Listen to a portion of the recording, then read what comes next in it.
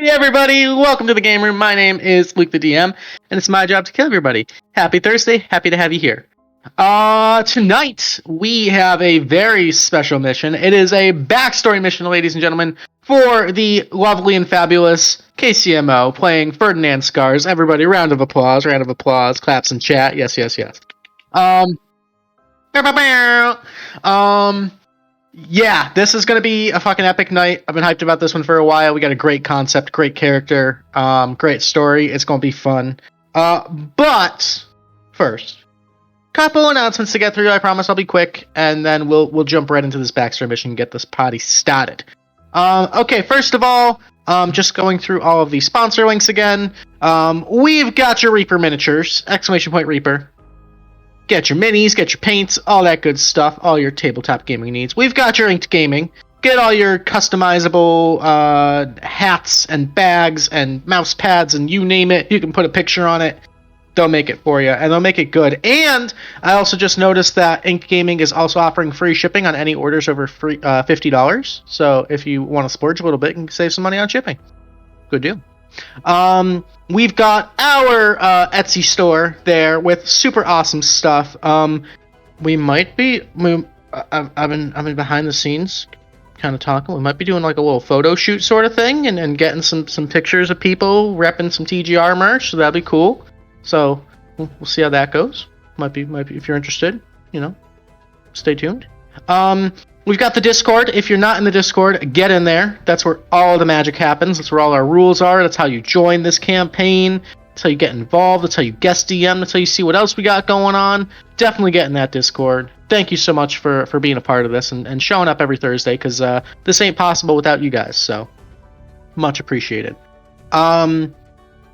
Speaking of D&D, we've got obviously tonight's backstory mission for Mr. Ferdinand Scars. We have two other backstory missions in the works, in the bank. Cricket, played by Untamed Scribe, has had hers cashed in for a while now, but life gets crazy and chaotic, and so when life settles down a little bit for Miss Scribe, we will definitely be having that one. Got some cool ideas that we, still got all that stuff saved, so that's going to happen at some point.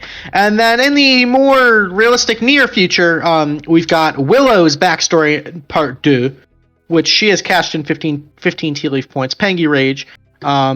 Some big talks about that backstory mission, let me tell you. That might be one to change the world again kind of thing. So definitely stay tuned for that. We're looking at probably a month from now for that one. I think I kind of like to do like one backstory mission per month. Seems to kind of fit the vibe. We'll definitely be getting some guest DM missions coming up in probably the next few weeks if people are ready and available, because that's something awesome that we definitely want to do. Share the love, share the mix it up, get some variety, share the experience, and it'll be a good time. Other than that, I think that's all I've got for announcements, unless Weewoo has anything.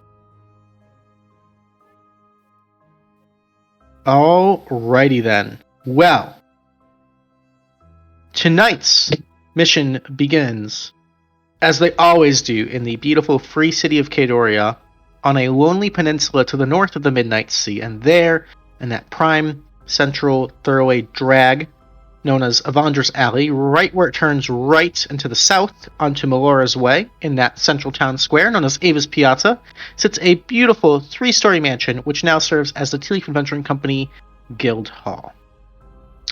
Now, our story begins this eve. Actually, this is probably around lunchtime, we'll say. It's like 11 in the morning, maybe closer to noon.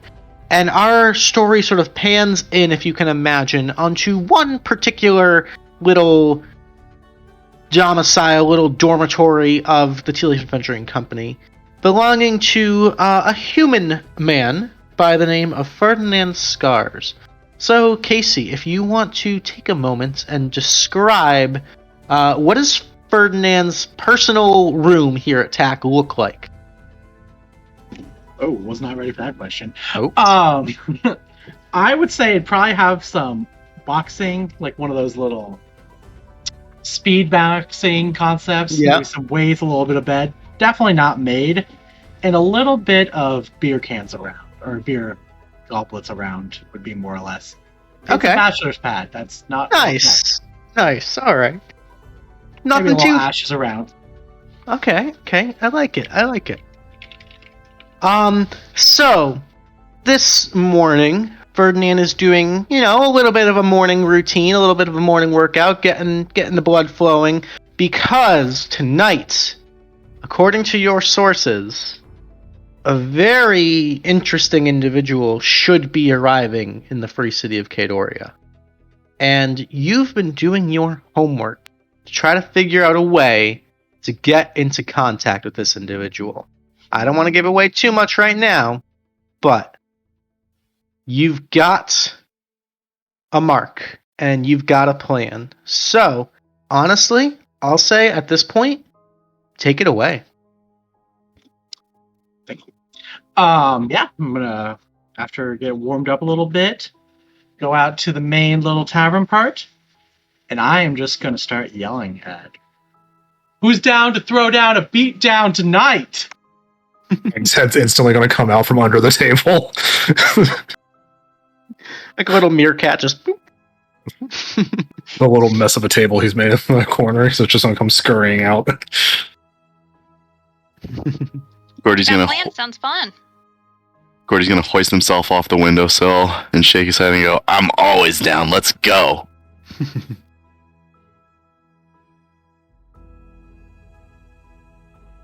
There you go. I'm always ready to fight. That's all we need. The 5 squad, 5 fingers of punching. That's what we need. Got the operation ready. Wait, which finger am I? Middle one? I mean, it could be a thumb. That's pretty good. Like a little knuckle. Alright, I'll take it.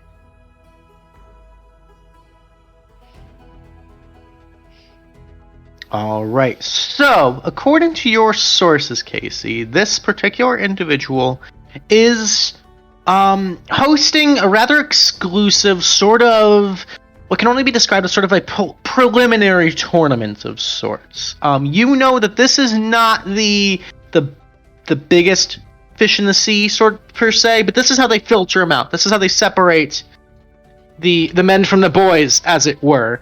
And you are rearing to go to get on that scene. Now, for those of you not in the know, Ferdinand here has been garnishing up a little bit of a reputation here in the Free City. Now, during this period of invasion and the Daiban Order kind of casting this permanent nightfall over the city, there have been little pockets of, some might call it resistance, some might call it boredom, entertainment, some might call it just sheer debauchery.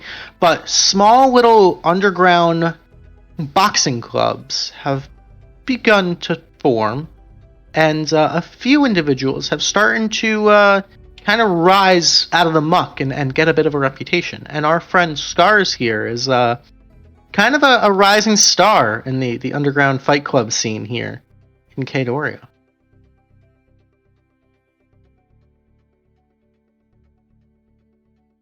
So, with help from your friend Harper P. Swittington, you were able to get in contact with an individual who had been in hiding from Jerviv's Key, the wharf district here in Kaedoria, and he was able to get you a probable location of a certain individual.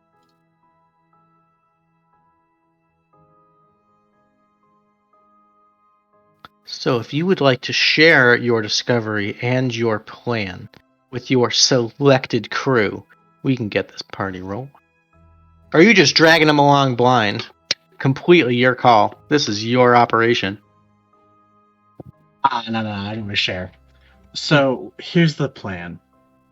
We need an invitation to get to the main event. I know this individual, Vander, the masked fighter, has said an invitation. The game plan is we go to where he's hiding, rough him up, grab that invitation, go across town, go into the main event, win it, look like a hero, break some few noses and some teeth. Operation Smash and Grab. I have a question. Shoot. So I lied before. I'm not much of a fighter. To be frank. Are there going to be places for me to hide? That's okay, you're not a fighter. There'll probably be locked doors. That's your specialty. Well, I got a toy that I could use. It's all coming together. Klang's gonna like point at his new scythe and just punch. Can I use this? A scythe can be used to punch. Also slash, stab, impale. Many of different sources. He'll slowly lower it. Just that absent look of readiness in his eyes. Gordy's gonna pull out the crooked blade and go, "Oh, so I don't have to ask about this," and little bits of lightning are shooting off of it. That is correct. That can be used. Violence is my business, and business is booming. Not that you need a little something extra, but we'll just call it a lucky charm, and Callie will slip off one of her 2 bestie bangles and hand it over to Ferdinand. And Ooh, all right. Good luck. So for those of us who aren't super high level hero tier characters and might not know, what exactly does the bestie bangle allow you to do? So, Bestie Bangles adds +1 to AC for both myself and the chosen recipient. We're able to communicate telepathically, and as a bonus action on my turn only, I can choose to swap places with you. I believe it's also, we gain advantage on any saving throws for being frightened. And it allows me to do some other stuff, but that's for me. And then +1 AC, I believe, is another big one. Yep. So +1 AC. Yep. Hype? Hell Things to keep in mind. Yes. Alrighty. Is that for one person or is that for everybody? Just for Ferdinand. Yeah, just Okay. for Ferdinand. Also, I typed in roll 20, the 1 hour while they talk to just kind of pay with playing.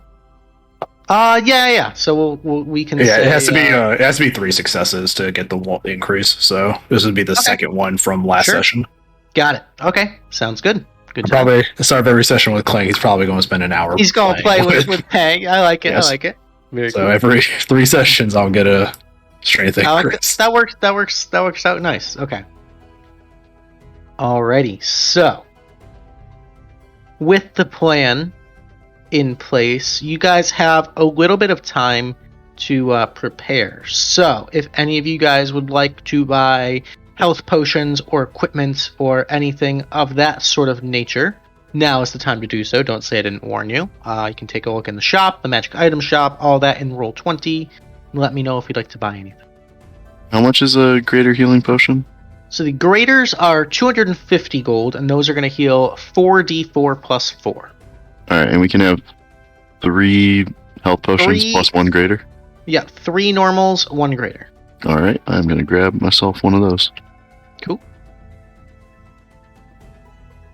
I think I'm good. I believe I'm good as well. I think I'm still at my max. Are we going to have 3 normal potions? Mhm. Alright, I'm going to buy 1 more. Cool. So is that 100? Or how much is a normal potion? Normals are 50 a pop. 50? Okay. Yep. And we can only hold 1 of greater, right? Correct. Okay, yep, so I'm at my potion max. Nice. So, after convening, chatting, preparing, and such, we'll put you just around, little afternoon, 12:30, 1 o'clock or so. I would say the sun is still shining, but only in a few districts of Kaedoria. The rest is still, including Avis Piazza, is still locked in this eternal nightfall. So you guys look out the window and still see this like deep pitch, sort of like misty, shadowy darkness outside.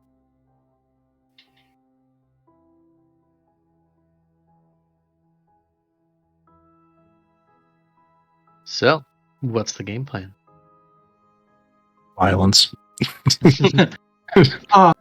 I would probably, since we are on a time limit, I would be going to check this first stop. Okay. So, I got things to do. you got places to be, people to see. All right. So, gathering your crew, your supplies, you are headed to your informant has told you that this individual, the masked fighter, another,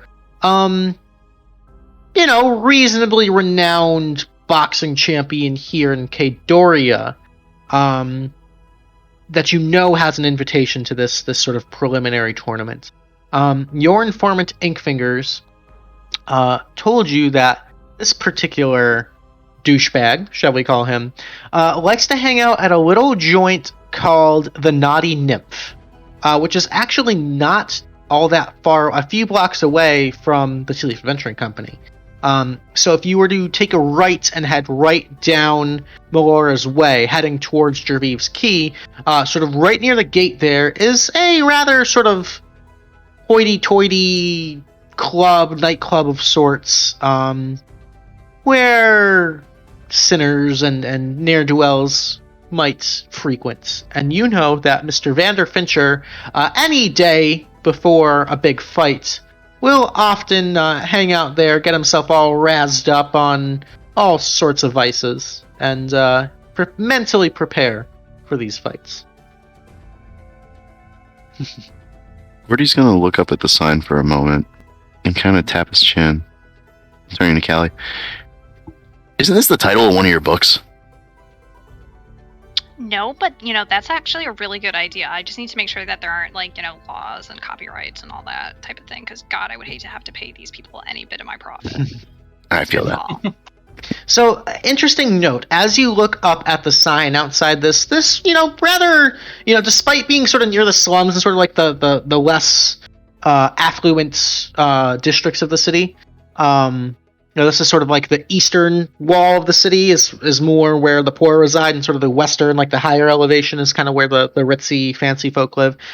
This building kind of seems a little bit out of place in that it's really well put together, and the property's relatively tidy. The sign, as a lot of businesses here in Kaedoria, is actually magically animated, and so it's almost like picture like this, like almost like Las Vegas neon sign sort of thing, but it's almost magically smoothly animated to do this like little repeating scene over and over. And the Naughty Nymph, as you can imagine, is sort of an artist's depiction of a rather voluptuous and scantily clad green skin fey creature with sort of her back turned in this little promiscuous wink, and you can see that there is a red handprint that sort of smacks her right on the ass and leaves a handprint that then fades, and it's sort of that repeating loop of just like the turn, the wink, and then the smack, and there's that red handprint there.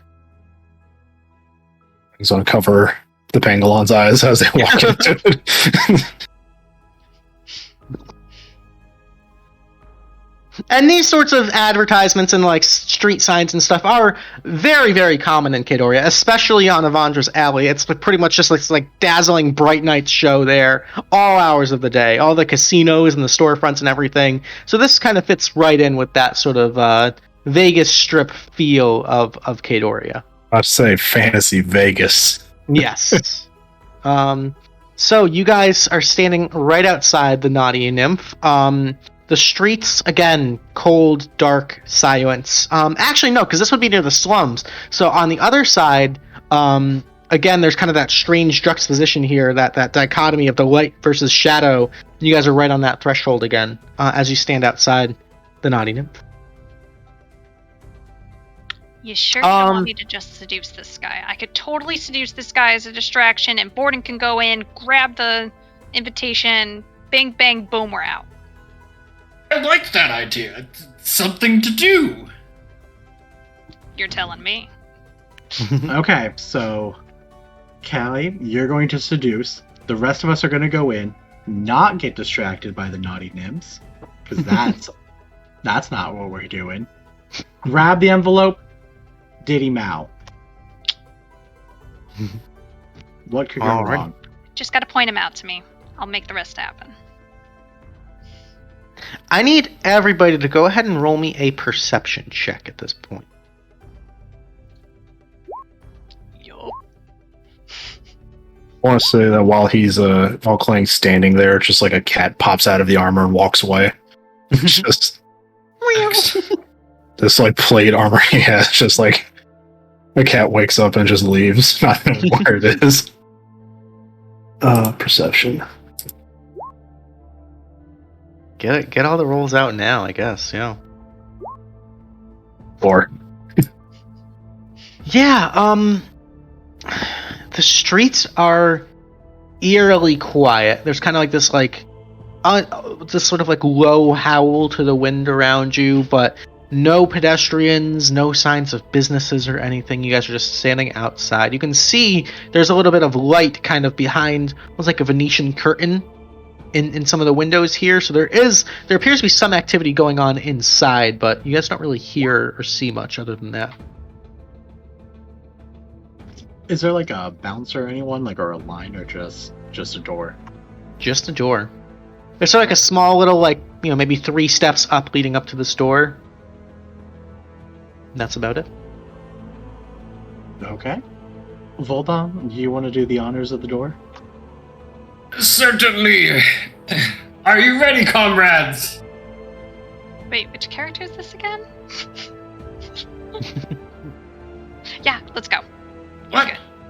Good. That's fine. I have this weird flashback to another guy that said comrades all the time. It's fine. Let's go. Ah, certainly.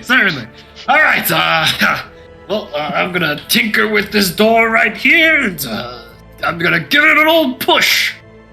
All right. As you walk up, the front door does appear to be locked. You kind of shove it, kind of rattle it a little bit, and it is fastly secured in place. I have something for this. Everyone relax. I pull out the key blade, Okay. and I'm gonna start just shoving it into the hole. I'm gonna shove the Alright. key blade into the hole. So are you using the property of it to cast knock? Yes. Okay, so as you take the key, sort of brandish it a little bit and put it in the key holders, a loud boom! There's this thunderous boom as per the knock spell, and the door almost like flies open off of its hinges, and you guys end up inside the club. Preceding this sort of loud boom, you can now, without being obstructed by the door, hear this like sort of loud, sort of rowdy jazz, like upbeat kind of swing style music, which seems to temporarily stumble and be startled by the loud boom, and you kind of hear the murmurs of a crowd kind of in confusion and alarm, but the music kind of quickly picks right back up, keeping pace, keeping beat, in that sort of like almost very like Frank Sinatra sort of feel, this very like swing jazz music. But you guys find yourselves in a small little entry like foray here. There's a rather nice like purple carpet leading up to another set of double doors. There appears to be like a small little like coat closet here, and you can hear behind this set of double doors in front of you there is definitely a show going on the other side of this. Well, shall we? Gesturing to the door. We going We this way? shall! He's dragging his scythe across the nice floor of this place as he walks, just like he did with As you guys are Tealeaf. sitting there kind of talking, this door over here opens, and a young woman kind of steps out looking alarmed and like flustered. Can I help you? This is a very weird looking group. I'd be surprised too. Klang just kind of looks at Ferdinand, and just points at her, thinking that Ferdinand doesn't see her. We're looking for a friend of ours. Oh, Vordon. there's a show going on. What was that noise? I guess I didn't hear anything. one point at Vordon. Was Vordon the one that did it? I accidentally stubbed my toe, and I yelled very loudly. I apologize. Please keep your voices down. There's a performance going on. I'm sorry. I stubbed my toe. Callie stepped on it. I don't. It was a scene. Crap. You're interrupting the performance. Please. Sorry, we're just looking for a table. Could we go in and see the performance? And Gordy's gonna reach in to his robe and pull out a bag of gold. You see her eyes kind of glimmer at the gold. I mean, certainly, if you're willing to pay for table service, we could get you right in, sneak you through the back. That would be okay. Table service includes bottle service?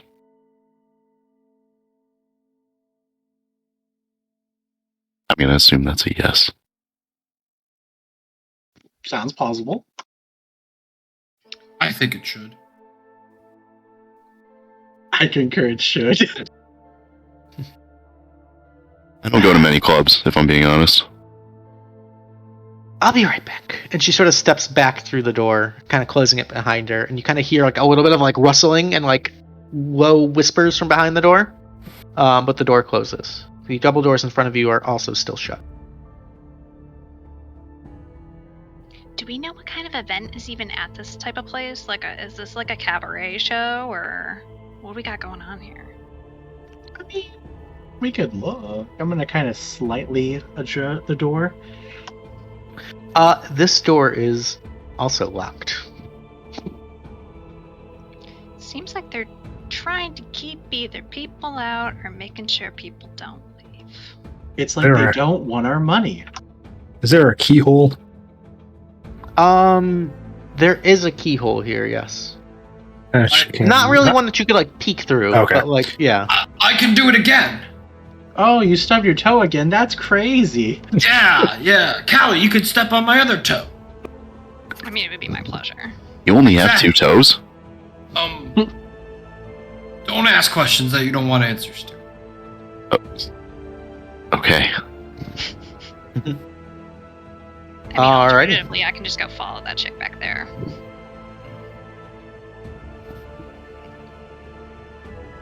But What's the game plan, guys? grand entrances are always cool too. I do love grand entrances. Let's go Sounds for sounds like we're making a grand entrance. Alright, I'll do it again! Alright, so Vordon, you step up right to the door, take out your keyblade. Oh, the double doors fly open. Let me delete that. There we go. And inside, you can all see this. Why is it doing that? I don't like that. Anyway, you all see in front of you. I didn't put tokens down because this is a wholesome Christian D&D game. But in front of you, a large stage of almost like a burlesque show going on. There's that like upbeat jazz swing music, dancers everywhere, and a crowd that is now turning back, looking at you, Vordon, as the doors swing open. The music has come to a dead stop, and the dancers kind of stand there looking stunned for a moment, unsure of what to do. All eyes are now on you. Good evening, ladies and gentlemen. I am your entertainment tonight. Shut the fuck up! Klang's just gonna clap. Fuck you too! Callie's see- gonna stride in and start like going to like the nearest unoccupied table. All right, there's a table right in there in front of you if you guys wish to Yeah. proceed. I You- will go. Klang will follow, damaging the floor with the scythe as he walks through Kind of dragging it through. just like he did when he entered the Tealeaf first time with the sword. Now he's just doing it with a big scythe behind him. You see this individual kind of step back through, looking at you, Klang, like, what? Like, just silently exclaiming. You guys see in front of you, sitting kind of slouched, almost like very like Skyrim Jarl style, just like leaning, kind of like lazily, sloppily stands up, screeching the chair against the wood. This sort of tall, lanky, lean individual wearing this like very bulky metal mask. You see these like piercing blue eyes shining through it. This shock of red hair kind of stands up and goes, "Who the fuck is interrupting my goddamn performance? I paid damn good money to be here. I have important things going on. Fuck you! Fuck you! Fuck you!" Ferdinand, by all descriptions, this matches what is it? Vander Finchers. This is your man. Fuck you, buddy. Hey, fuck me? Fuck you! Get him, boys! And I need everybody to roll initiative for me. Yay. I won't even get a chance to do suggestion. Okay. Sorry, Callie. Fuck. Where is Peng? There he is. Nat 20 on initiative. Wow. Oh, I Peng. forgot to click my guy. I'm sorry. No worries. How could you?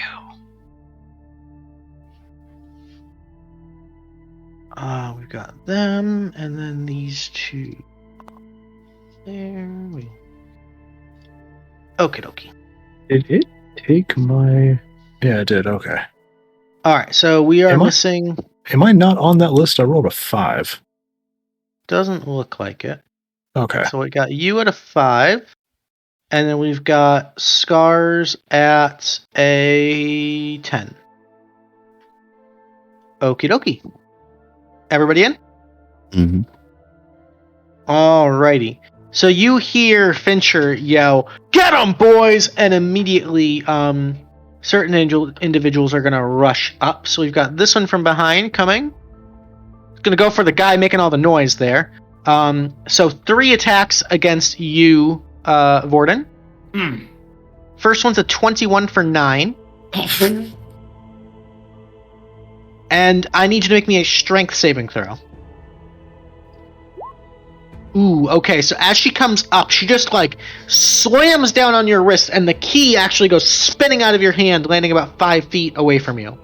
The next 2 strikes against you are going to be a 12 to hit, 12 does not hit. and a 10 to hit. So 1 hit. Okay. This one's gonna rush up to Gordy. Same thing. 3 attacks. First one is a 15. That meets. Okay, so that's gonna be 7 points of bludgeoning. Second one's a 22. That's gonna be for 9 points of bludgeoning, and the last one is an 8 to hit. All right, I live that one. There we go. And then this last one is gonna hop over the rails, and it's gonna kind of split up the attack. She's gonna go for 2 attacks on Callie, 1 on Scars. So against Callie, we've got a 12, a 23. 23 will definitely hit. That'll be 8 points, and then against Scars is a 21 That will hit. for 5 points of bludgeoning. That's their turn. You see, as all this happens and the brawl just breaks out, the band picks back up in the sort of like fast-paced boogie rock vibe. They're feeling it. The girl's kind of running, hiding back behind the curtain, unsure what to do, not wanting to get involved in the bloodshed. The band picks right back up, though. Fincher's going to kind of lazily get up and stumble, and he's just going to pick up his chair and just drag it over 5, 10, 15, 20 feet, and he's just going to pick up this chair and just try to fucking level it over Callie's head. Callie, that is a 2 to hit. That's gonna miss. Okay, so he takes the chair, and you just like totally like completely foreshadowed. You just like sidestep out of the way as this chair just crashes, breaking through the table right next to you, and he kind of like stumbles and like loses his balance, kind of like wobbling in place there, but complete whiff. That'll bring us to Scars. I'm gonna rage up, and I'm going to hit the person in front of me with the Warhammer. Okay. 19 gets in for 7. Nice shot. I'll take that. All right. And I think that's all I can do, yeah. All right. Any bonus actions? Want to go for the unarmed strike or the grapple or anything? I raged. That'd be the bonus. Okay, your rage is a bonus. Gotcha. Okay, so let me give you the rage icon. There we go. Boom. Excellent. Alrighty. Oh, I'm so sorry. We have a tie in initiative, so Callie can also go.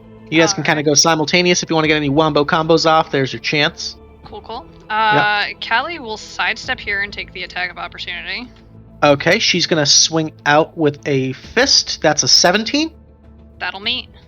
Okay, 17's going to hit for 5. Okay. And I am going to throw my lightning breath, which is now a cone for some reason per the new thing. 15-foot cone down and hit these 3 guys below me. Ooh, very nice. So it is. Yeah, that'll hit. 13 Dexy for those boys. Okay. The bigger guy here. How do I? There we go. That guy does make it with a 13, and we've got 2 of the littler guys. That's a natural 20 and a natural 1. Okay, so 2 successes, 1 fail. All right. And that's going to be for 10 points. He's going to take 5. He's going to take 5. And the other one's going to take the full 10. Nice. So 20 points of damage off of the lightning breath. Very cool. Like it. I will bonus action rage. Alrighty. And then I believe the lightning breath is just 1 of 2 attacks at this point. I think they did that, yeah. So I will go ahead and I am going to strike out at this guy below me recklessly with poison. This guy right here? Yes. Okay. If you're within 5, let me double check. You're actually already at advantage because I have wolf. I don't think you're within. Yeah, I'm within 10 of you. So. Oh, math's but thank you. Sorry. Real quick, right before I do that, I summon the Shadow Bracelet, which is a free action. Okay. I forgot you have this. Oh shit. Yeah. So there's going to be poison. Okay. Oh my god. Oh my god. Okay, so he has to make a Constitution saving throw, correct? Does, yes. Okay, so con save is +2. That's a 12. So that is going to miss. He needed a 14. Okay, so he's going to take taking all of that. So 9 piercing plus 38 would be 47. That's 50 points of damage. As you just jab this into him. He is looking fucking rough, but still standing. Alright, well, that's all I can do. Alrighty, fucking awesome turn. That'll bring us to Gordy. Gordy's gonna be kind of clutching his head after that bout of blows from this woman and just go, I just wanted table service! And pull out his quarterstaff and take a swing and an unarmed strike on her. Okay, go for it. 22 definitely hits for 7. Nice shot there. A little bop on the noggin. Little unarmed strike. And the unarmed strike with a 9 is unfortunately just going to miss. Alright, and he's just gonna... Let's see, I can't take a 5-step here. That promotes. Yeah, that would give her an attack of opportunity. Can I step there? Yeah, you can step there, because you're still within a threatened square. Alright, I'm gonna step there. Okay, cool. Cool. Alrighty, all set? Yep. Cool, that'll bring us to Klang. Alright, Klang's eye. Once the fight starts, Klang's eyes are going to do like the people widen as what dumbass mode is going to activate. And I'm assuming there's a like handrail right in front of him. Yeah, you kind of have to like jump down to a lower level there. It's like less than 5 feet. It just kind of it'd be like difficult terrain basically. Yeah. He's gonna book it towards the one guy who tried to smack. Okay. With the chair, and just swing his brand new scythe as part of the green flame blade. Okay. Spell. So let me get that spell real quick. Sure. I keep forgetting. You make a melee attack against it. It suffers the normal effects and the green fire. Okay. So 1,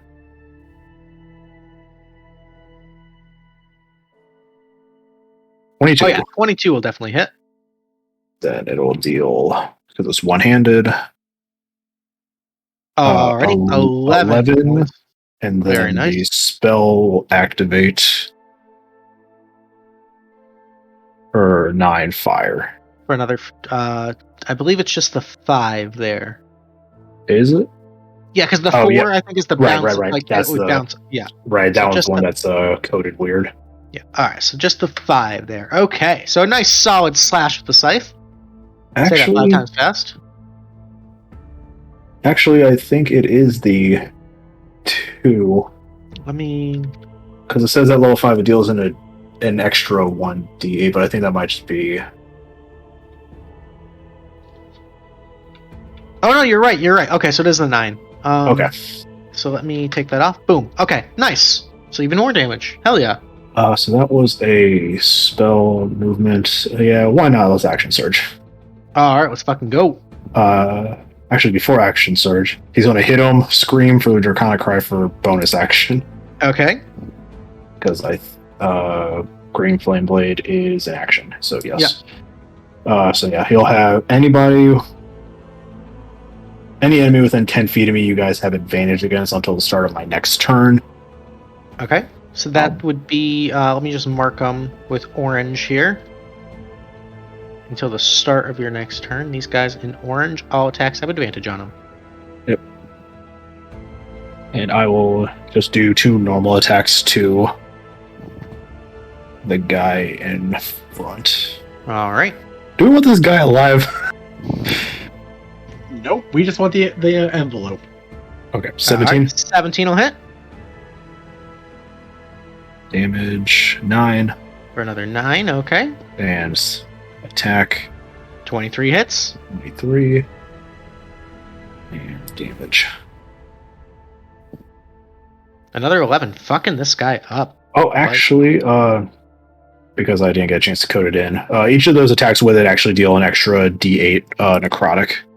Okay, so go ahead and roll an extra 3d8 then. 9. Another 9. Wow. Fuck yeah. Okay. And that'll be it for Clank. Hell yeah. All right. The veterans are gonna go. That's these 2 guys. This one is going to disengage and fucking book it. 5, 10, 15, 20, 25, 30.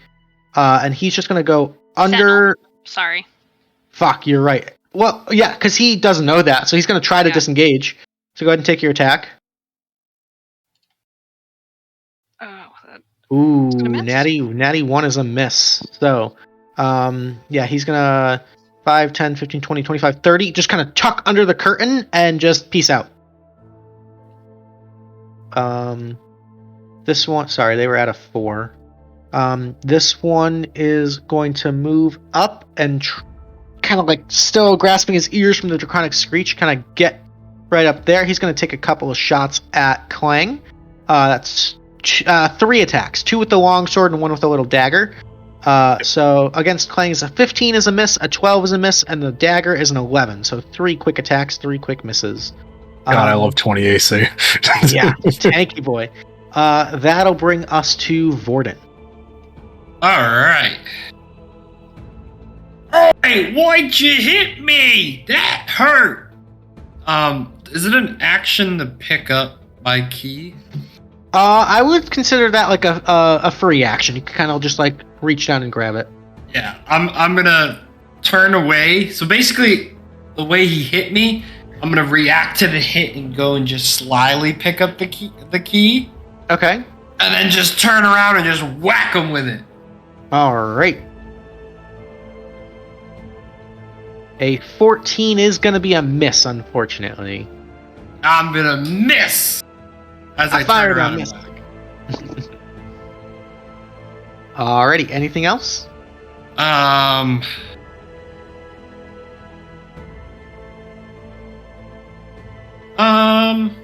Yeah, I'm gonna bonus action disengage away from this.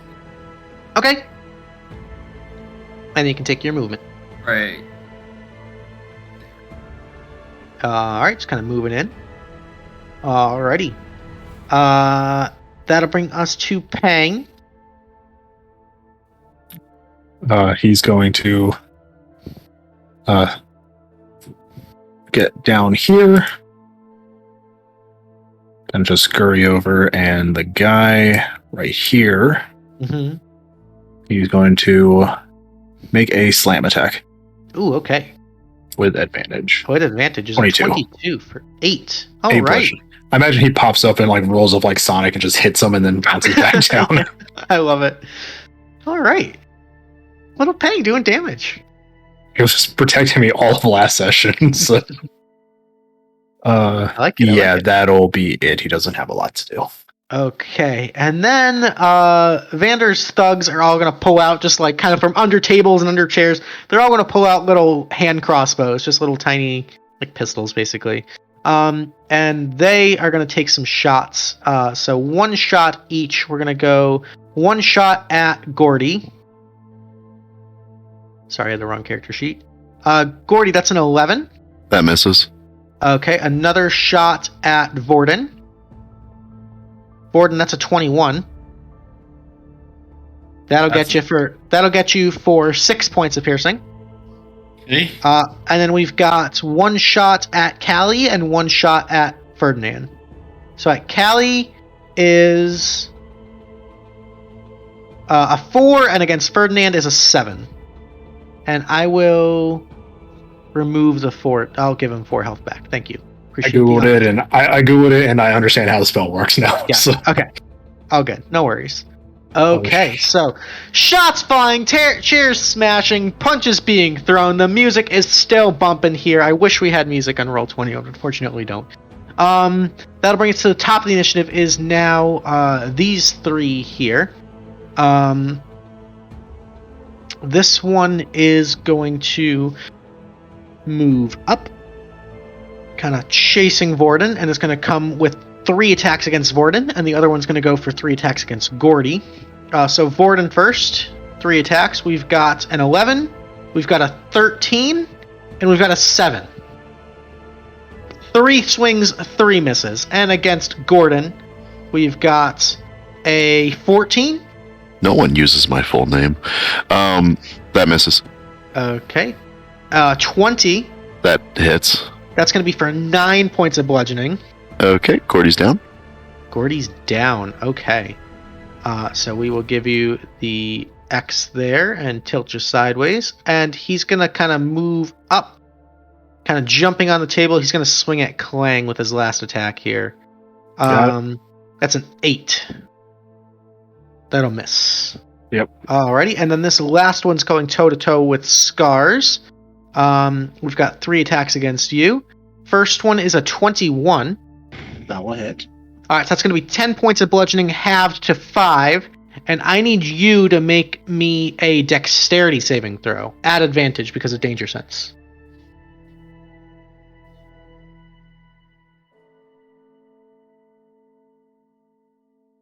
Alright, so he kind of like goes to sweep the leg, but you stand your ground, only taking 5. Second attack is going to be a miss, and third attack is going to be a 9, which is also a miss. Alrighty. That'll bring us to Finch here. He kind of like staggering back from getting hit by Klang is gonna just like, you little fucking shit-stained piece of shit. Shithead shit, and he's gonna just reach over onto the table and grab like a half full bottle of liquor, some sort of wine or something, and just gonna try to smash it over Klang's head as he swings.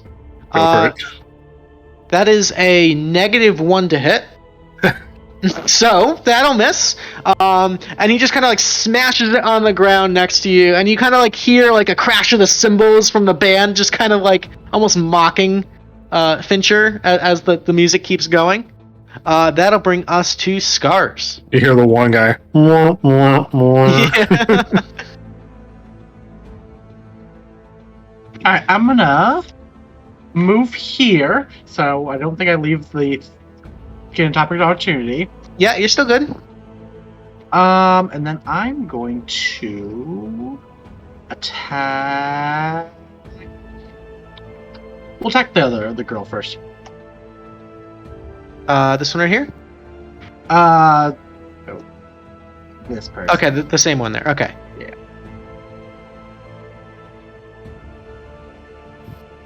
All right, a 15's just barely gonna miss. These ones, the wait staff seem a little quick on their. From Draconic Cry. It is at advantage. So the 22 for 7 will definitely hit. There we go. Thank you. And then I'm going to bonus action punch. Okay.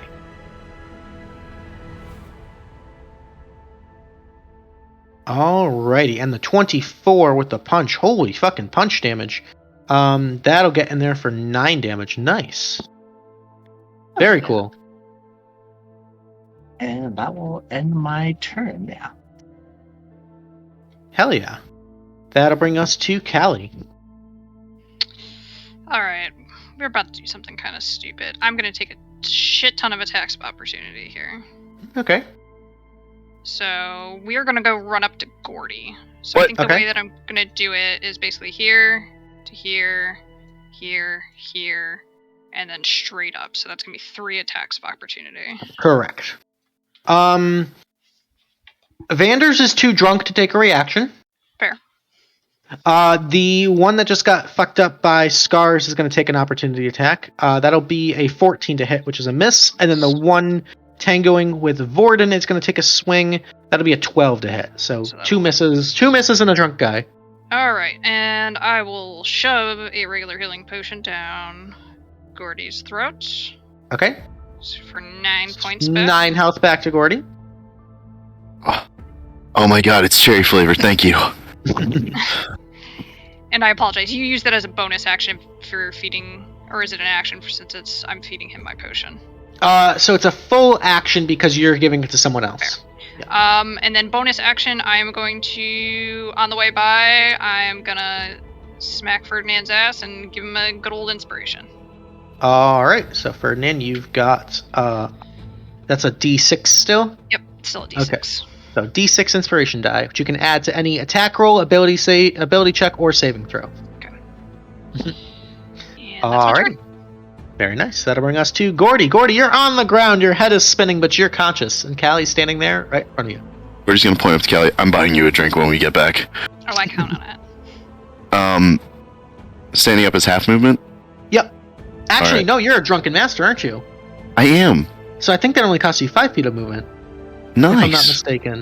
Even if you are mistaken, I'm willing to take that. Let me Google really quick. I'm almost positive. Don't. Yeah, that's true. No, I'm sorry, that's at 6th level. You get tipsy sway. Yeah. Yeah, I was about to say. Yeah, okay. So not quite yet. So half your movement to stand up. I'm working on it, but Luke keeps trying to kill me. Anyway, I'm gonna go kill one of Luke's NPCs, or at least do my damnedest. Alright, go for it. And this time I'm not gonna deal with the shenanigans. I'm gonna pull out the crooked blade Alright, just gonna shank this person. and just, a little. That is a 15 to hit. Let's see where it is. Okay. Sorry, I was scrolled up a little bit. 15 is unfortunately just barely a miss. Bonus action unarmed strike. Go for it. Actually, fuck it. Bonus action flurry of blows. I'm mad. Alright, so spending the key point, going for 2 more unarmed strikes. 17 will hit for 7. Yep. And 21 will hit for another 7. Very Alright. nice. And because you're a drunken master monk, and I looked it up, as you take the flurry of blows action, you also get the benefits of the disengage action. So you can move away without provoking opportunity attacks if you would like to. Oh, nice. Alright, so that's half my movement, so 15, 5. Gordy's gonna 20. clamber up onto the railing. Okay. How high is this railing from our friend here? You're within melee still. It's maybe like 3 or 4 feet up. It's not much of a height difference. It's more for decoration than functionality, really. I'm above him? Oh. You're about like 3-4 feet above him. You're still in melee range. Okay, I can deal with that. I can live with that. All right. That's Gordy. Beautiful. That'll bring us to Klang. So at the start of Klang's turn, the Draconic Cry goes away for all of these guys. Yep. Okay.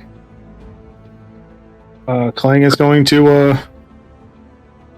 go for Mask Guy again. Okay. One scythe attack to start. 9. 9 is a miss. That would be an advantage because I have wolf. Because you're raging and the wolf. Yeah, so 23 will hit. There we go. Ooh, pack tactics. You gotta love them. Let's go. It's like I still have it as a kobold even with the race change. So damage.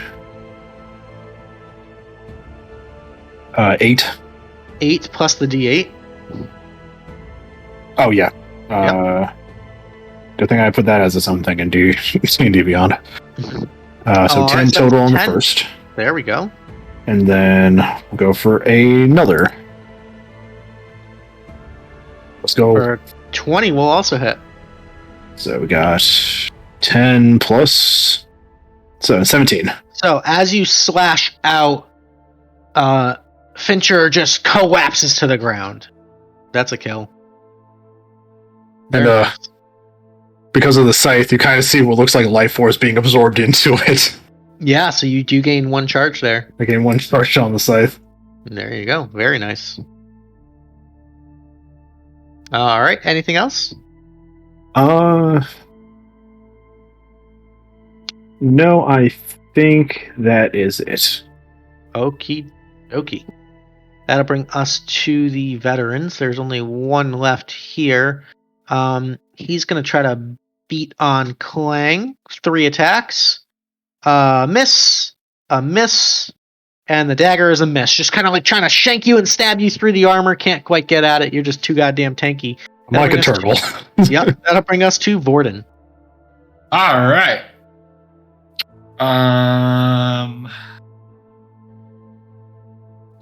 Gonna go after that one again. Okay. And hope for result.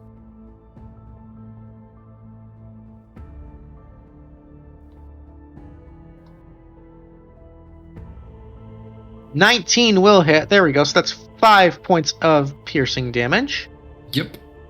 And no sneak attack, unfortunately, because you don't have any enemies in 5 feet.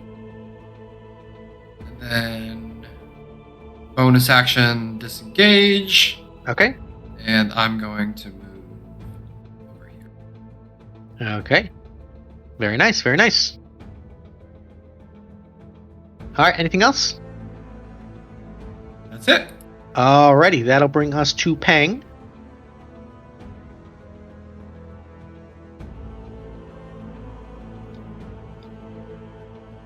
Anything for Pang? Yes. Sorry. No worries. Yeah, Pang is going to go for a slam to the one right above it because Klang does not seem to be in any danger at the moment. Okay. 18. 18 will hit for 11. Very nice. Cool, cool, cool. Pulling his own weight. Yeah, that'll be it.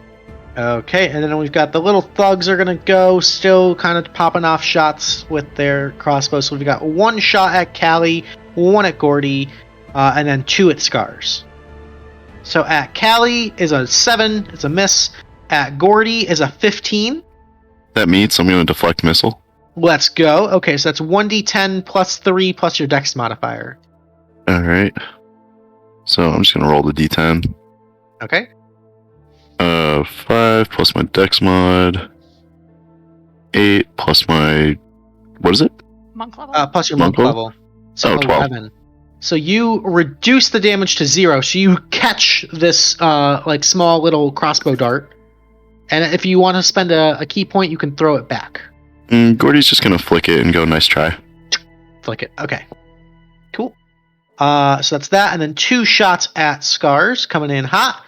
That's a 15 and a 20. 20 hits. All right. So the 20 is actually a max damage shot. So that's going to be 10 points of piercing halved to 5 against Scars. Not even close. Not even close. All right. We've got 3 more of these waitresses here. This one's going to step right up in, get close to close with Callie. 3 attacks against Callie. First one's a 17.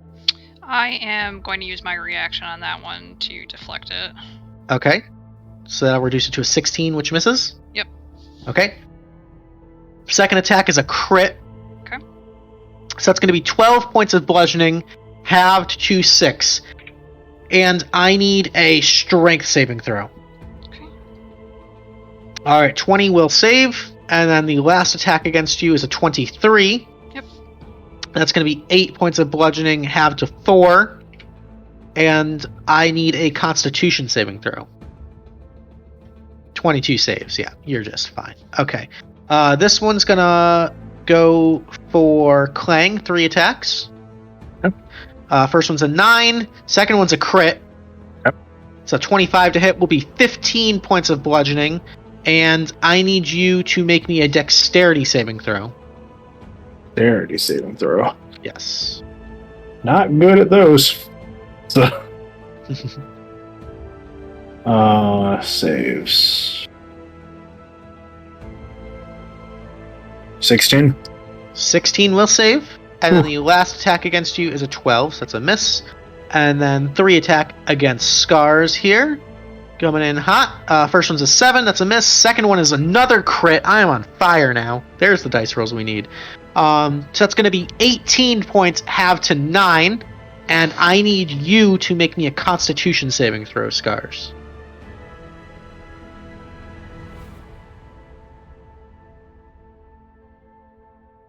Ooh, a 7. Unfortunately, you are stunned. As you kind of just get, kind of see the stars, get a little dizzy there. One more attack against you at advantage is going to be a 17 to hit. That will miss. All right, 17 misses. But you are stunned for the time being. So let me give you a little stunned marker there. That'll bring us to... Oh, no, he's dead, so he doesn't even get a turn. Scars, you are stunned this turn. So that'll bring us to Callie. I'm going to go ham on the waitress in front of me. Okay. Recklessly. Ooh, going reckless. Okay. 23 will hit for 17 total. Yep. Okay. And one more. 25 will hit for what looks to be another 21 total, and that's enough for a kill. Bye, Felicia. Nice. And then Just gonna slurp that up into the scythe. Okay. And then I will go and engage these two boys. Okay. Very cool. And that's what I'm gonna do. All done. All right. That'll bring us to Gordy. Or he's gonna be standing there holding his quarterstaff for a moment, and just like looking at the pile of body in front of him. Mm-hmm. Look back to Callie and go, "Oh, I'm definitely buying her a drink." And then from the top rope, just kind of like fall back and take a swipe at this guy with the quarterstaff. So kind of like falling back onto here, pumping the inertia. I love it. I love it. 16 will hit for 7. And with the bonus action, just kind of elbow him with an unarmed strike. All right. 18 also hits for another 7. Pumping out the damage. There we go. Finally. Nice. Yeah. All right, all set? That'll do. Okay, that'll bring us to Klang. Okay, just having reread the companion rules, I think I need to set a precedence for myself so I know how to go about this. Okay. I saw that commanding companions, aside from dodge and everything, is a bonus action. Okay. So I'm assuming Pang has to go on my turn rather than his own initiative. Or is that was the intention? Okay. Okay. Yeah. So we'll just lump him in on your turn then. Okay. Because of that, the guy who Gordy just attacked gets 8 HP back because that was the turn I used Draconic Cry. I wasn't able to command Pang to attack. So I'll give him 8. Thank you then. Yeah, it's at the bottom. I didn't see it underneath all the stuff. I just reread it, so I just wanted to set a precedence for myself to follow. Cool. All right. So bonus action, he will command Pang to roll to hit the guy with a slam. Okay. 12 is going to miss, unfortunately. Okay. And then Klang's going to turn to this individual Okay. for 2 scythe attacks. Let's go. 24. hits. And second attack, just in case, 12. 12 is a miss. So first attack damage. 7 plus 4, 11 damage. There we go. All right. Hell yeah. So that's 2 attacks, bonus action. Yep, that'll be it for Klang and Peng. All right. That'll bring us to the veteran. The veteran is going to turn towards Gordy, kind of just getting bonked there, and is like, "You little fucking pipsqueak," and is going to go for 3 attacks against Gordy. First one is a 12. You're ugly and you're stupid. Second That one's a misses. Second one's a 13. And your mother didn't love you. And the little dagger is a natural 1. He just looks so demoralized and broken. Oh, Can I use your phrase for a moment? Mhm. Sit rat. sit right. I love it. Oh, I love it. Okay, he's the last of his kind there. So that'll bring us to Vordon.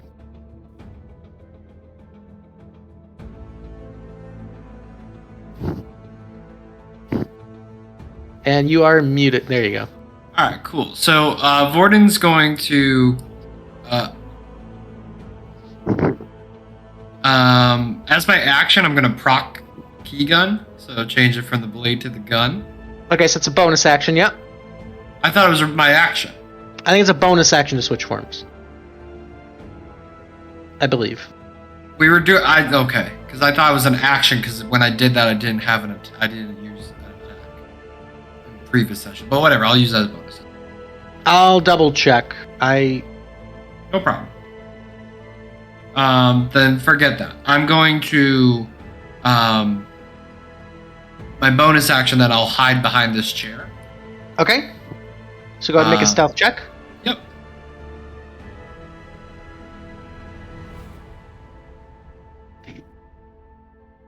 $16. Okay, so you feel pretty stealthy.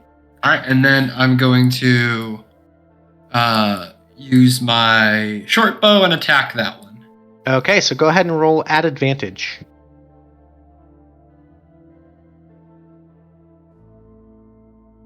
All right, 22 will hit with the sneak attack is 11 points of damage. There we go. Okay. Nice shot. And that'll be my turn. Alrighty. That'll bring us to these little guys. These two are going to keep firing pot shots at Scars. 2 shots at Scars. That's a 16 and an 11. I think 16 misses you, right? Both miss. Okay. And then these two are going to drop the guns, and they're going to pull out just like bludgeons, basically, like billy clubs. And they're going to try to give Callie a little beat down here. So they each get 2 attacks against Callie. Actually, at advantage because you attack recklessly, right? Yep. So the first one's a crit, so that'll be 5 halved to 2. Second one is a 14 is a miss.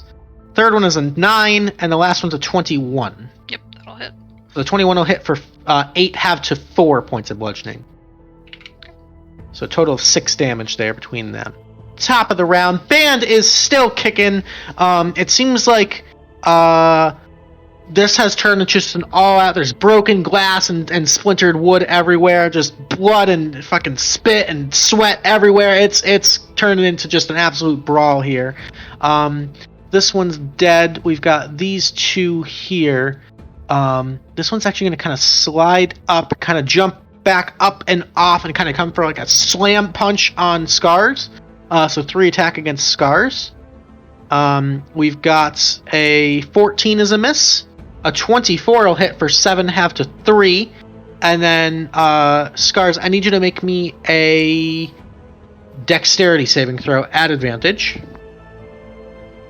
Would that be disadvantage because he's still stunned until the end of that monk's last turn?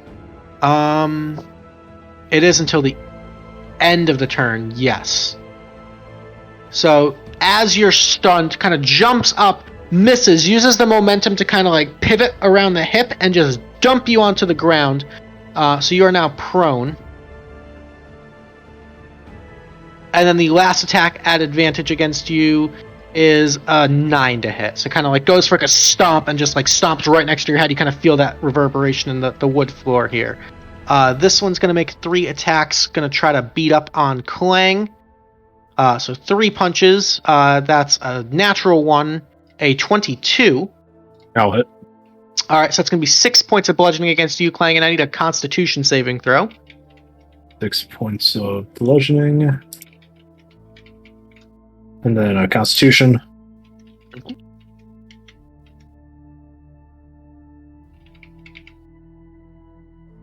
13. 13 just saves. And then the last attack is going to be a 9, so that's a miss. At the end of their turn, Ferdinand, you are no longer stunned, and it'll be your turn. Actually, you and Callie simultaneously. I gotta remember to say that. I don't know if this is an action or a bonus action. Can I lift the table up almost like a kind of coverage? If that makes sense? That's interesting. Kind of like drag the table over you as partial cover? Yeah. That'd be like the use an object action, so I'd rule that as a full action. Okay, that's fine. Okay. So you kind of want to like grab the table, like the half of the table that just got smashed, and kind of like bring it over you as sort of like a shield?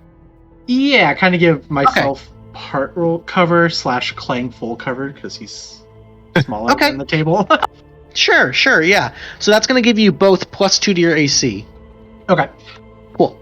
So that'd be my action. That's movement to stand up. And then for a bonus action, I think I can do this while raging. Bardic Inspiration? Yep. I will give that to Gordy. I believe it is all right. 1d6. Top of my head, let me look. Correct. Yep. So, Gordy, I'm going to give you that little green dot. You can add a d6 to any attack roll, ability check, or saving throw. All right. Alrighty. Hell yeah. And that will end my turn. Okay, that'll bring us to Callie. Babes, that's not how you go clubbing. And I will recklessly attack. I'll do the same one that Vordon hit that's already partially injured. Okay. 20 will hit for 21, 24. Yeah, you just skewer that guy. He's done. Alright, and then... Like, lift and kind of slide off. Yep. Yeah. Luigi Mansion into the side. Just a... Alright, 29 will definitely hit. That's 22, 26 points of damage. He's looking real fucking hurt. He's rethinking his life choices. That's how you club. And that'll be my turn. Alright, that'll bring us to Gordy. Alright, Gordy's gonna feel a little inspired and go, now watch. My mother loved me. Jesus. Sorry. This is the party you chose. So.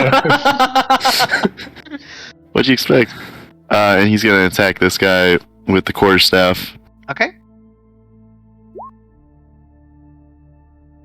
13 is a miss, but you are inspired if you'd like to use it. I am definitely gonna use it. Alright, so go ahead and roll a d6 and we'll add that to the 13. Alright. 3 or higher is what you're looking for. I can do it. There we go. So that'll turn it into an 18. That will connect for 6 points of bludgeoning damage. There we go. Alright, and yeah, I love them. And gonna unarmed strike bonus action. Okay. 20 will hit for another 6. There we go. Connect on the dots. And can Gordy hop up on the table after that little, like, bop? Absolutely. Alright. Alrighty, anything else?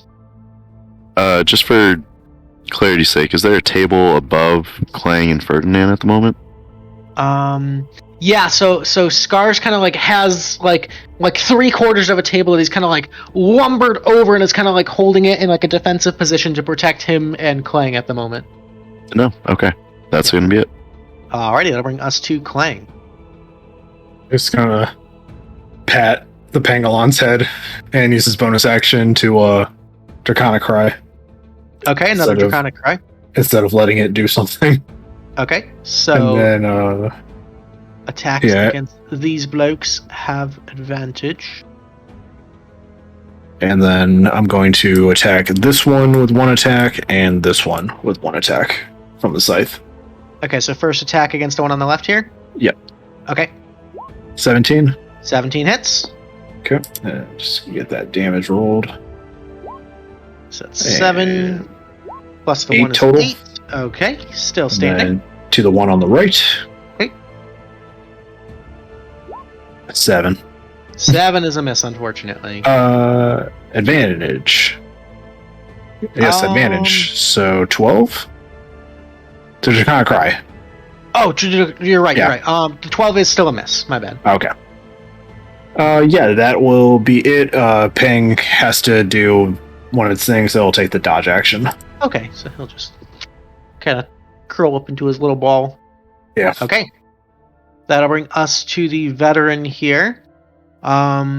He's pissed. Actually, no, he's pretty fucking demoralized. He's not feeling super hot about himself. He's missing and getting made fun of and pretty low on health, so he's actually going to disengage and climb up and over. And he's going to make a run for it. He's done with this. He's over it. He's like, fuck that. Peace out. Nerd. That'll bring us to Vordon.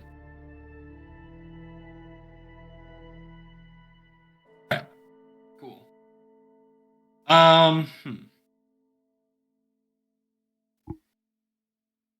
Left that I can create chaos. All right, you know what? I'm going to move to here Okay.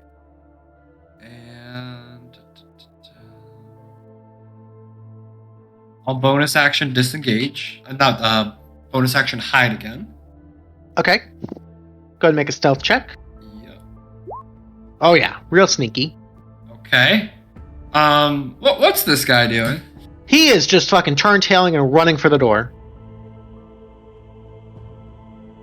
You know what? I'm gonna shove an arrow up his ass before he runs. Let's go for it. Okay, so you can attack at advantage. 23 will hit with the sneak attack bonus is actually just enough to take him out. So the arrow just right up the ass and he just falls forward. Now the charge. That's for punching me in the face. I love it. I love it. Yeah, And, just suctioning up another soul. I'm gonna start calling that the suck. The suck. The suck. What's fan. what's the range on the suck? 60 feet. It is 60 feet. Okay, so yeah, you can absorb all these souls. Cool. And yeah, that's my turn. Alright, the thug's gonna go. This one is gonna piece the fuck out. He's gonna disengage and just try to fucking book it. Maybe. Oh yeah, cause Sentinel, fuck! A 14 does hit, and you just fucking skewer that guy like right through the fucking thigh, and he drops to one knee, and you just kind of take the rear end of the staff and just bash his fucking head in. Number 5. Alright, these two are gonna kind of start maybe backing away, taking a couple shots at Scars. 2 shots, pew pew. First one's an 18. Miss, and the second one is an 8. That's right, because you got the wood now. You're right. Okay. That'll bring us to these guys. Okay. Got that wood. Got that wood. These ones are going to just 6 attacks against Klang. We're gonna try. Let's go. Okay. So rapid fire. 21 is a miss because of the table. Yep. 23 will get through, kind of sneaking under the table. That's going to be 11 points of bludgeoning. Third attack is a crit. Okay, it clangs down.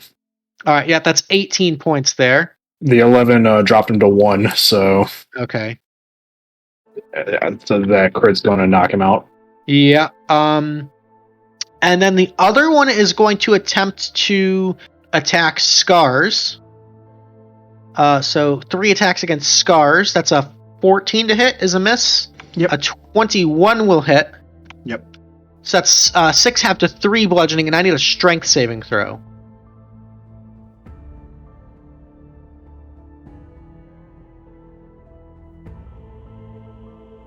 Sorry, it's loading. No worries. Clang didn't fall unconscious in the last session, I think. This is the first time in a long time Clang's Yeah. been knocked out. All Safe right, to say so I'm scared. the 18 saves, and the last attack is going to be a 7 to hit. So you kind of like feel him like reaching around, and he kind of like comes with this weird sort of like crescent kick and just drops his cap right on your forearm, right where you were holding that shield. You kind of feel that burn intense, like almost like he's trying to give you like a dead arm to get you to drop the shield. But you managed to hold on to it and maintain your ground. That'll bring us to Scars. I don't know if this works like this, so I'm gonna pitch the idea and just kind of let me the way thoughts are. Sure. I want to use the Ring of the Ram to skyrocket this table at those 2 rangers. Oh, that's cool. So kind of like throw up the table, blast that, and have it shoot and hit them? Yeah, kind of just like a catapult of the table. Okay, I guess. so I would say because they're like 10 feet apart, the table's not big enough to hit both of them, unfortunately. Okay, But you could pick one or the other. we'll go the one on the left. Okay. Okay, so go ahead and make an athletics check at advantage because you're raging.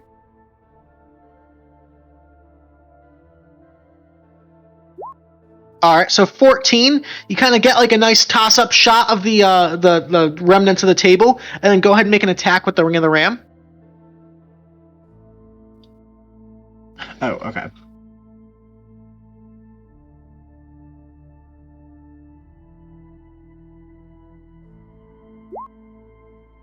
That's a natural fucking 20. Let's go. Okay, so according to the Ring of the Ram, you can use an action with a +7 bonus on a hit for each charge you spend. So for the one charge, it's 2d10 force damage. So go ahead and roll 4d10 damage. Oh my god. Imagine the crit, like, So- in another world, the crit would like split the table in 2 and hit both of them. 26 points of damage as you toss this up, blast the table, it goes ricocheting, flying, and just splats this guy against the wall. That's a kill. Nice fucking Yeah. kill. I will take that. Mhm. And then I believe it's a bonus action. I'm going to give Clang a healing potion, or So that would be a Action. full action. That would be the full full. action. Okay. I think that's all I can do, unfortunately. Alrighty, fucking badass turn. We love to see it. Hell yeah. I'll take it. All right, I'll end it. that'll bring us to Callie. Oh, What's up? actually, clarification. These guys have at least a CR of 1, right? In theory. These little guys do not. Okay, so but the other ones do. Everybody else does, yes. Okay. And also, I was asking because it says it gains a charge whenever somebody dies. I don't have to be conscious for that. So that's why I was Interesting, double yeah. checking. Okay. Yeah, so these 3 do not give you charges. But the other, let's see. So 1, 2. So I don't have 2 of the charges I have. Okay, Correct, yes. got it. Mhm. Should probably look at Alrighty. these limitations on things from time to time. It's all good. All right, Callie from the Valley. Alright. We are going to step on Dead Guy's corpse, Okay. and I am going to force feed Clang a potion. Okay. So So that's 7 health. 7 health back to Clang. And that's what I got. There we go. Hell yeah. Okay. Anything else? Nope, that's it. Okay. That'll bring us to Gordy. Alrighty. Gordy is feeling as punchy as he ever has. And is gonna bap with the quarterstaff and an unarmed strike on our not so friendly friend here. Alright, so at advantage. 16 So will hit for 11. And then an unarmed strike. 12 is going to miss, unfortunately. Alright.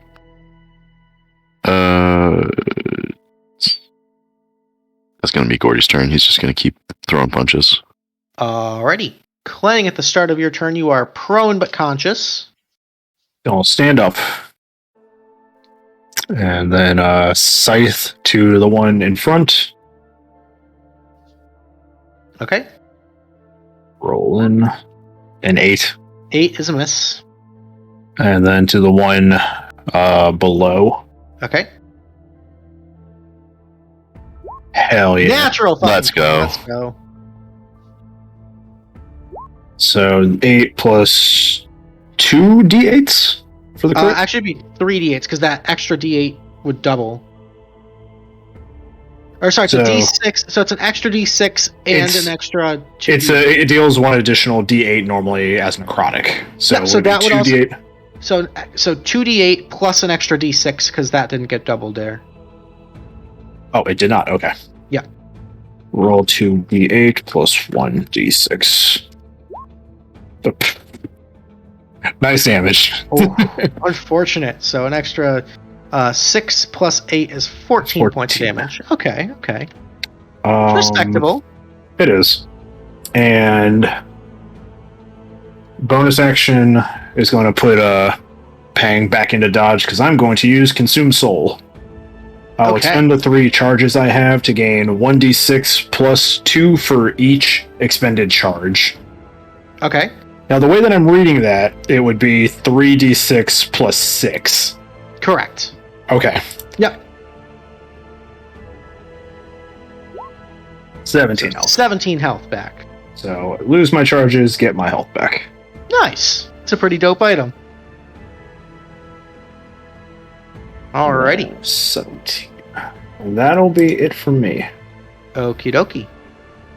There are no more veterans left, so that brings us to Vordon. All right.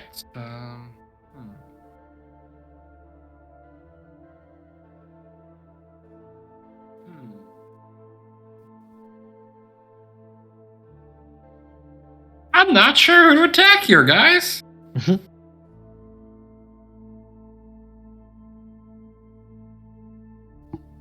All right, you know what? Yeah, we'll go after the big green guy. Not green, but you know. So I'm gonna move to here. Okay. Same process before. I'm going to hide behind the chair. Okay. Go ahead and roll a stealth check. Oh, 20, very sneaky. yeah. And then I'm going to. You're just gonna peek up my little ears over the chair. And I'm gonna go ahead and fire. Uh-oh. And you're shooting at which one, sorry? This one right there. Okay, No. the 12 is going to miss, unfortunately. Alright, then,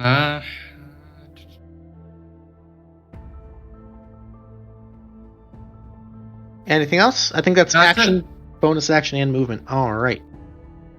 There's one little thug left. He just saw this guy get fucking obliterated by a table. He's outie. He's just gonna run, go through this door, and just off into the night. He's gone. Fuck that. He's out. That'll bring us to the top of the round.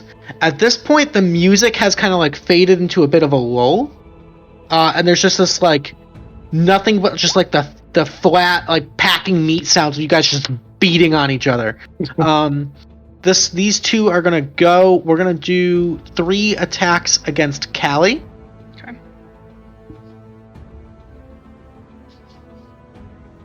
First attack's a 12. Second attack is a 22. I'll use my reaction. Let's see if we can get it. I would need Okay. 6 or higher.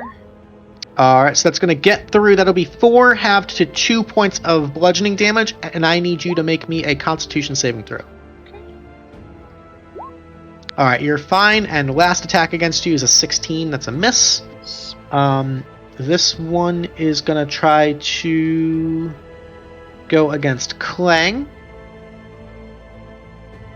So 3 attacks. That's gonna be a 17, a 23 for 4, and another 23 for 7. So 11 total. Yeah, 11 total, and I need you to make me a dexterity saving throw. Oh, why is it always the bad one? Because they're learning more about you as they're fighting you. I'm a trash can. And you are knocked prone. He just stood up. Just stood up, just right back down. The very top-heavy trash Alright. can. Have a low center of gravity. That'll bring us to Scars and Callie. Would you say you get knocked down, but you get back up again? And they're never gonna let you get you down. He drinks a cider drink. Drinks a whiskey drink. He drinks a vodka drink. Drinks a lager drink. This stream is firmly in 2000. Oh my god, it's awesome. Alrighty, what do we got? What do we got, guys? Callie and Scars. I'm gonna beat the person in front of me with the warhammer. Alright, let's fucking do it. The 20, because you get advantage as well, right? I'm pretty sure that's how it works. Yes. So the 20 will hit for 11. A nice satisfying smack across the face. He's looking pretty hurt. And then I will go with a bonus action punch. Alright. 23 for 9. So as you come across with the warhammer, just smack, kind of turns around, looks you in the face, and it kind of like catches the momentum of the hook, just lights out. There's just a spray of teeth and blood. That's a fucking kill right there. Very nice. Hell yeah. Lurp. And that will do it. All Bad right. that I feel like the scythe is the one that actually makes like a slurping noise after kill. It just makes the Luigi Mansion like vacuum sound into it. I like that more. Ooh, Alright, piece of candy. Ooh, piece of candy. Ooh, So so- since I'm within 5 feet of Scars, I automatically get advantage. That's how that works. Correct. Yeah. All right, cool. All right, I will attack. Then we're gonna do some pokies. It's Okay. pretty nifty with an all melee squad. Yeah. So that'll be 8 plus 6 is 14 plus 3 is 17 damage there on the first attack. And second attack is another 19. 27 for another 19. And with that, the last of the enemies falls. And you kind of hear this like last little saxophone, which is kind of like a sad little this little trill at the end as the music kind of stops. And the band's just like standing there with a bunch of just bloody dead corpses around you. Just guys beat the shit out of all of them. You see a bartender just kind of like, seems like another Tuesday, just cleaning the glass. The same glass he's probably cleaned 1,000 times today. All you guys. All right. Well, Callie is standing over the dead body, so she's Yep. just gonna start rifling through this dude's pockets and trying to find a piece of paper. Sure, make an investigation check. Alright, so kind of rifling through the pockets, you find what can only be described as drug paraphernalia. I won't get into any more detail than that, but this guy was definitely cracked out. He was speedballing. You also find a very like it looks like at one point it was quite fancy, but it seems to be like crumpled up and damaged and like some sort of stain on it. But as you kind of like smooth it out against the table, or what's left of the table, it appears to be an envelope that is opened, and inside is a rather fancy piece of stationery. I think this is yours, sir. And she'll hand it to Scars. Thank you. That's how professionals get their invitation. And then I'm also gonna kind of throw like 2 golds at the band. Keep the Okay. keep the music, yo. Keep the music. Keep the vibe going. They all kind of like look and just kind of like shrug, and then just kind of like pick up and like another like Luke, is there a little- microphone? Dun, dun, dun, Um, dun, dun, dun, dun, dun. Electricity is not a thing, so there's not really a microphone per se. There's a thermataji infused stick. Yeah, is there anything that echoes my voice? Oh, you know- You know those kid microphones that had the echo? yeah. That's what they have. The acoustics in this particular spot are pretty nice. You feel like your voice is pretty booming. Vordon's going to walk on stage and he's going to start performing with the band. Okay. And with that, guys, it is just about 8:15, so we're right on schedule. We're going to go ahead and take a quick little short rest here. Our character is going to patch up their wounds, heal up, regain some abilities. We're, as player, going to go ahead and use the restroom, refill drinks, and all that stuff. We'll be right back in about 10 minutes or so, so please stick around to see what happens next. Stay tuned.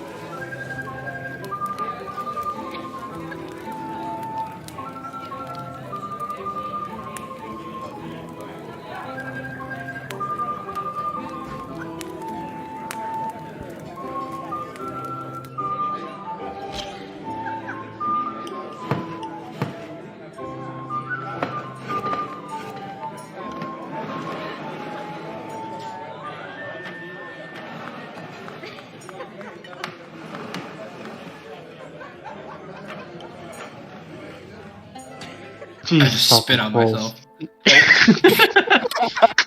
Ladies and gentlemen, welcome back. Thank you so much for hanging out on this lovely Thursday evening.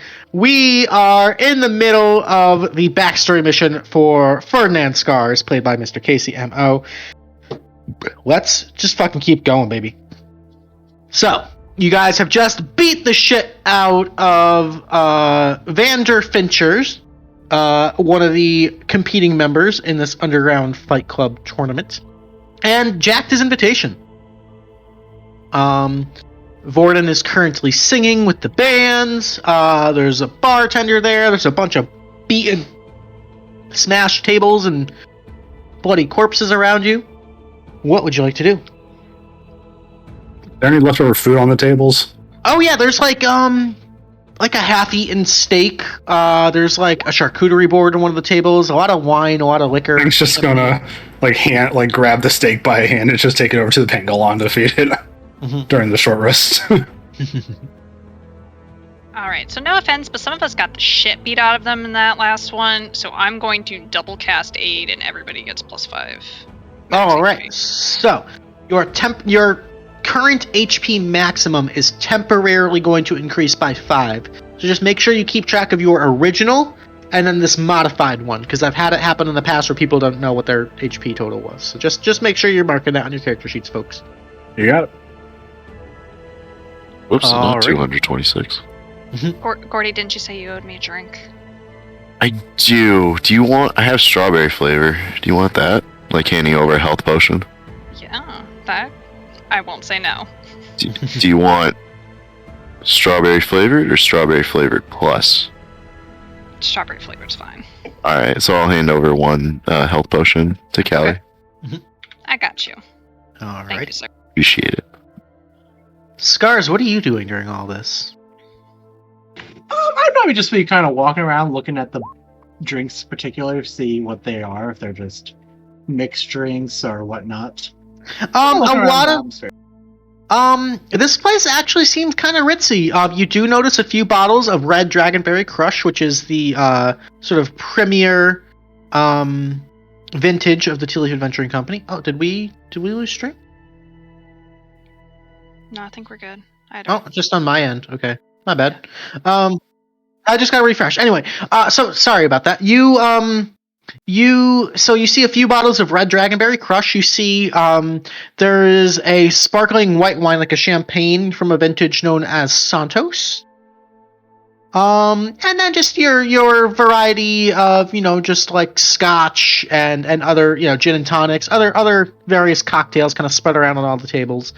I And take then this just champagne bottle from a Okay. bar. okay. Victory toast.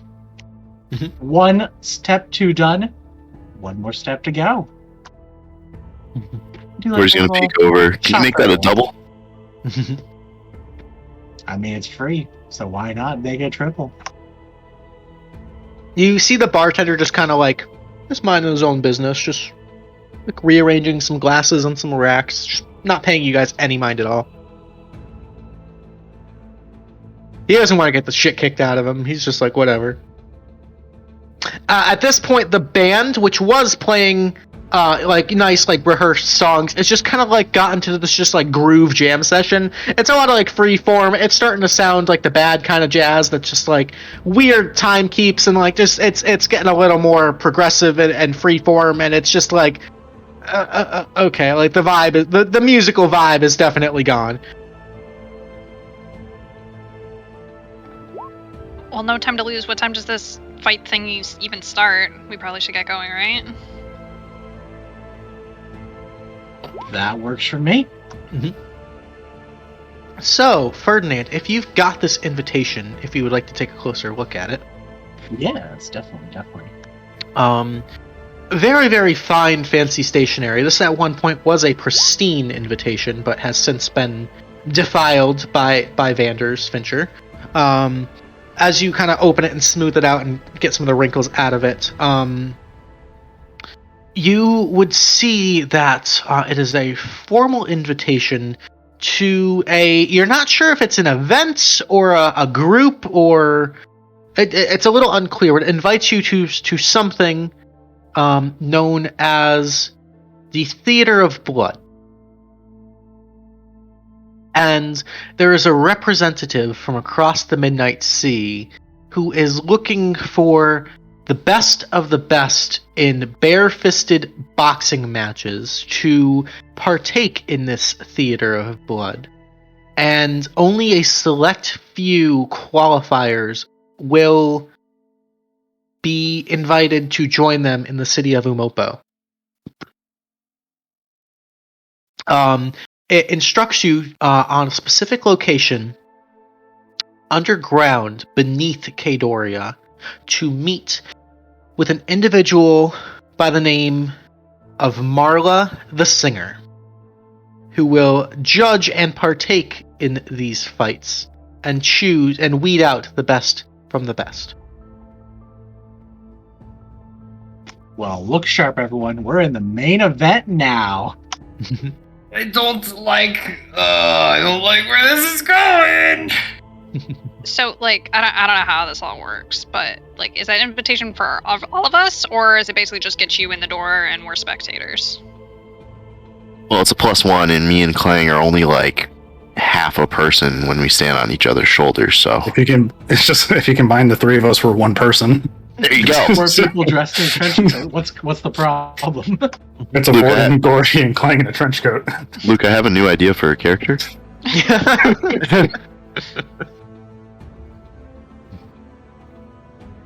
He's also like covered in blood. Just Yeah. Well, you guys took an hour. You probably cleaned off a little bit, tended to some wounds. You're not looking totally fucked up. just has a fist dent in his plate armor. I figured it probably gets me a +1. We say one of them is the manager, the other one is the bodyguard. I don't know. Oh, we'll stretch it. Also, if we got the invitation, clearly we can beat up anyone that's going to say no to us. Like, who's going to say no? Hey, I'm all down for that. Klang appreciates you picking him to be bodyguard. Protective trash can. If I die, tell Harper I'm sorry for being mean to him. If I remember, I will. Alrighty. So, this address, which the invitation leads you to, is somewhere below an old warehouse in the Cat's Corner of Kaedoria. So you've got a little bit of a hike through some of the dark streets of Kaedoria still to go. But through your best memory of the city and a little bit of luck, you guys manage to meander through the streets and find what you're fairly confident is the building described. There is sort of an insignia of sorts, sort of almost like a house, like what's the word I'm thinking of? Like a crest, sort of at the bottom, almost like a decoration right next to Marla the Singer's signature on the letter. And you actually see, almost like a hobo marker, that same crest kind of like faintly carved into the door of this old abandoned warehouse. And we will say you guys are standing just outside it for now. So is there like a secret knock or something that we gotta do? Well, the last 2 times we used a secret knock, it worked out great. I mean, fair. Vordon? Time's a charm. Clang looks like he's just about to screech again. Callie, get ready to step on my hand this time. Let's do it! Whatever floats your boat, dude.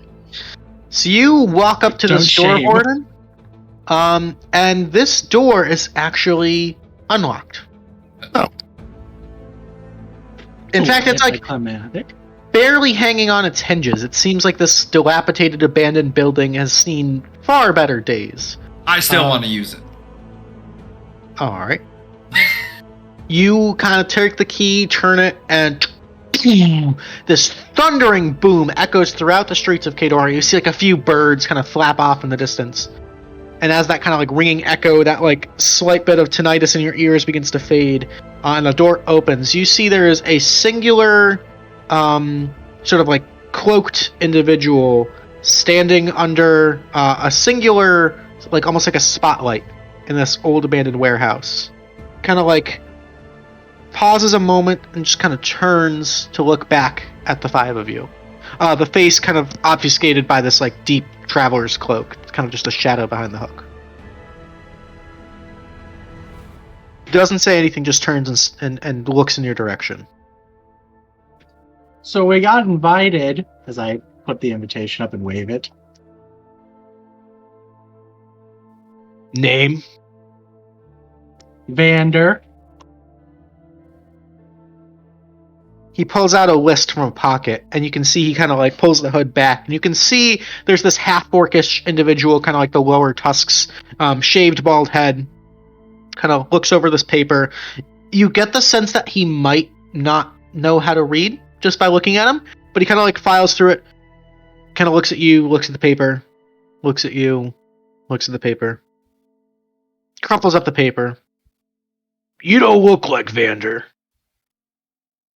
Well, I did a few sparring matches with these lads. I mean, you know, things are going to change when you take a few punches.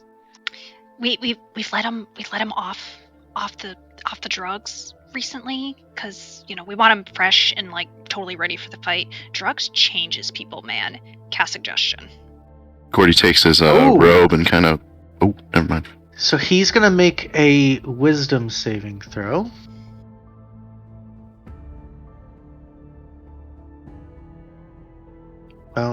DC is a 16.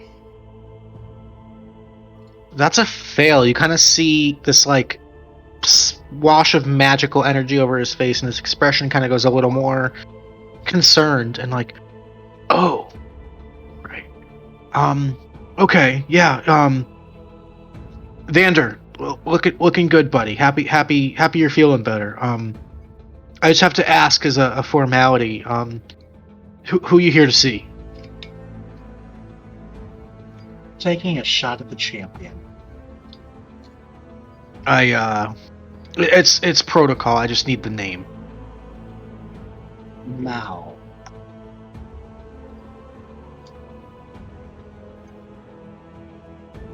Close enough. Kind of crumples the letter one more time. All right. Also, before I lead you into the arena, I'm just gonna have to check you all for weapons. Any instrument of attack is not allowed within the arena. So any knives or swords, daggers, axes, clubs, javelins, bows, guns, maces, sickles, things of that nature. I'm going to need you to turn those in right now. They'll be returned to you upon your exit. He was holding like 3 weapons. The long sword, the meteor sword, and the scythe. Have is my key! I feel like it's like the Matrix scene where, you know, like you're going through the metal detectors, that they just open up the coat and it's just lined with guns, and Callie just like starts like just taking shit out of her pockets and just like throwing it all down. Fine. Lots Vander, of guns. Vander, you know how this works. Just bare-fisted boxing matches. No weapons. I get to keep my key, right? Is your key a weapon? Let me see it. No. No, Let me this is my see. key. No. Let me see No. the key. No. I mean, lost his key a lot. if you're not going to give me the key, then I guess your friend Vander can't fight. So if you want to ruin that for him, then go ahead. Thank you. Sure. Takes it, kind of puts it in the pile, kind of So- looks over all of you. Long sword, Gordy- meteorite sword, scythe, and shield. I no longer have 20 AC. Oh. Gordy pulls the crooked blade out from the back of his belt and hands it over. Thank you. I will put all my javelins, my warhammer, and my shields down. All right. Very well. Thank you for your cooperation. Unfortunately, I'm also going to have to blindfold all of you for this next part too, as the precise location is a secret. If that's okay, you can trust me. I will not lead you astray. Oh, we never get to do this. Can we roll an insight check? Yeah, go for it. Alright.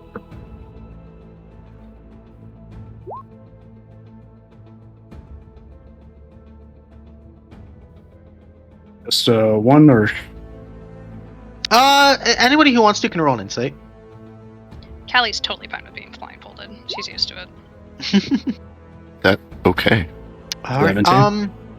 So you guys both are kind of trying to get a read on this guy. You definitely get the sense that this guy has been hit in the head probably several times too many. He's not the sharpest light bulb in the drawer.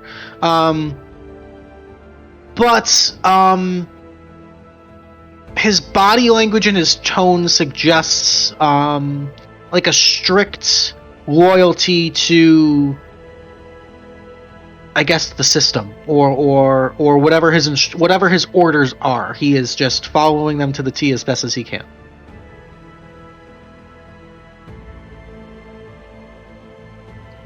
Callie will willingly give herself up for a blindfold. Okay. what would be a bribery? Huh? What would be like a bribery check? I mean, depends on what you're trying to bribe him with. I'm just gonna hold up like 10 gold pieces and just show us. What is this? Money. Yeah, I get that. It's why are you paying me? Is this a tip? He's just kind of like poking his leg, like no blindfold, just lead, just poking the leg. I'm sorry. Make a persuasion check, Klang. Oh god, I have a -1 to this. 15. I'm sorry, little man.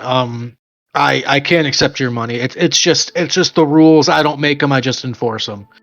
It's just a quick little walk, just to throw you off the trail, just to keep things safe and respectable.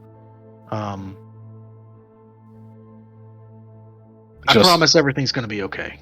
Just like puts it back in his pocket and just like shrugs to the group. Gordy, remembering the last mission he was on, will be like, "It's all right," and holds his hand out to take Clang's hand. Aw. It's like Clang's hand and then like Clang holding the Pangolin's hand. It's just the Pangolin has a blindfold too.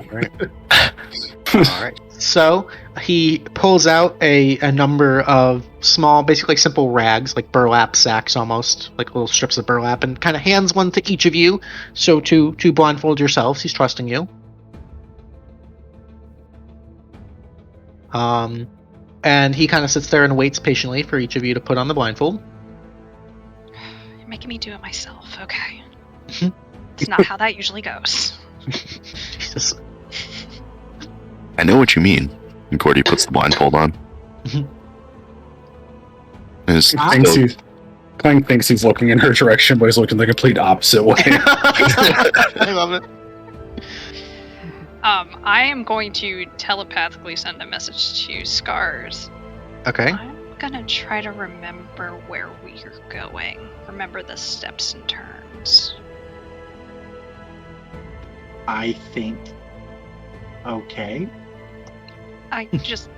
He seems like he's too stupid to know the up and up, but if we need to get out in a hurry, I'd like to know which way is out. That makes sense.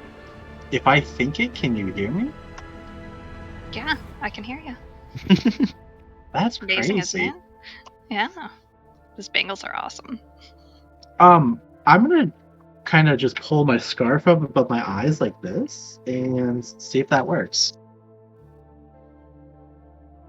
He kind of like walks up and kind of, like looks in front of you. Yeah, I guess that works. Okay. Everyone ready? Here, grab on, and you all effectively blinded hear the opening of a hatch doorway, and he kind of leads you each one by one down. There is a ladder that you have to descend. So, And, what's the floor? Is it concrete or is it like wood? this seems to be like a simple, like, I guess like a stone floor.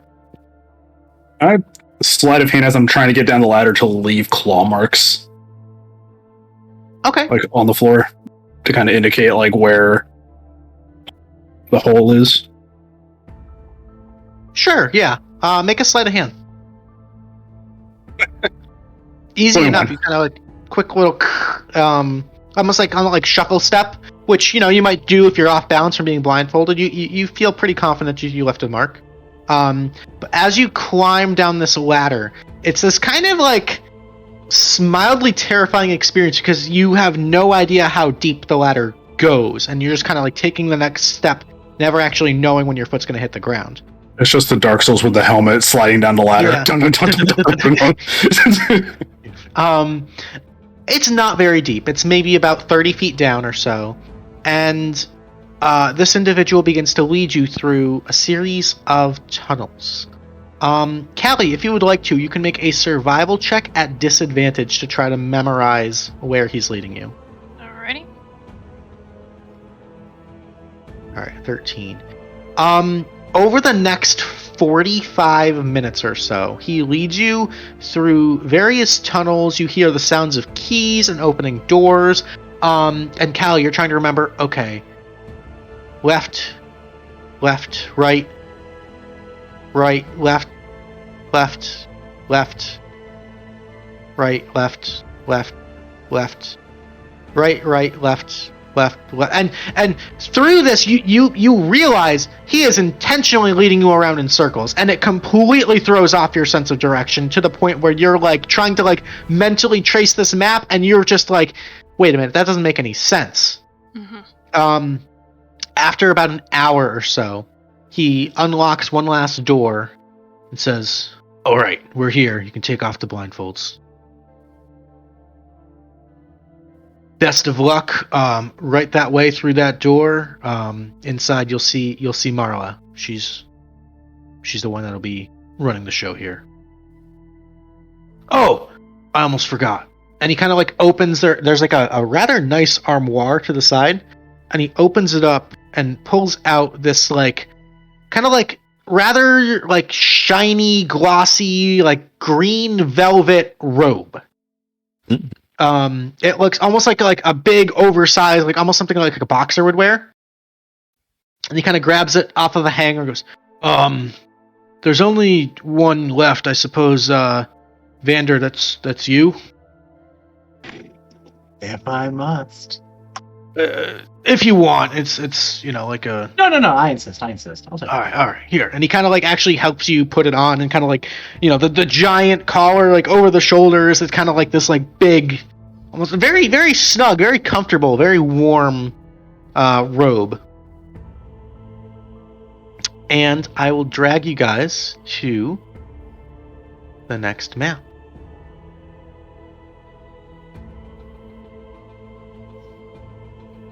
As you walk through, there is a stone archway, and you can see all sorts of like scaffolding just kind of like holding this place up. And inside, you can hear there is just nothing but hype going on behind this small little threshold.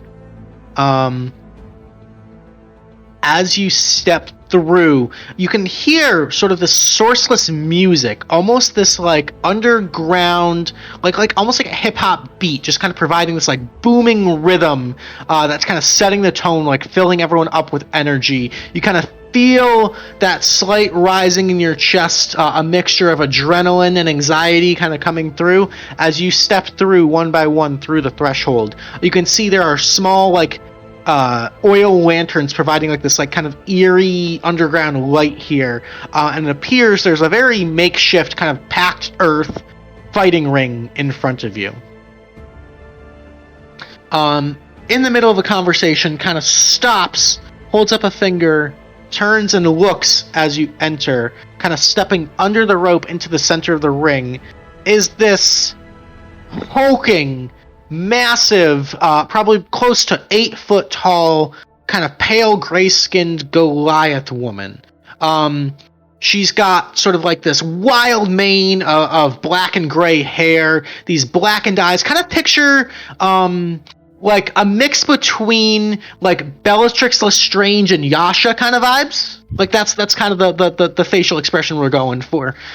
These bright red earrings, also wearing a more feminine cut, like kind of silk robe, like the one that Ferdinand is wearing. And you can see there's like a tight like wrappings around her waist and around her forearms there as she sort of steps up. And she just kind of like holds up a hand, and the entire room goes silent, including the music.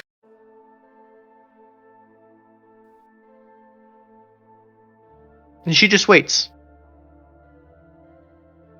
Her hand's still in the air, and just waits. All right, champ. I think that's your cue. This is the big entrance. You ready?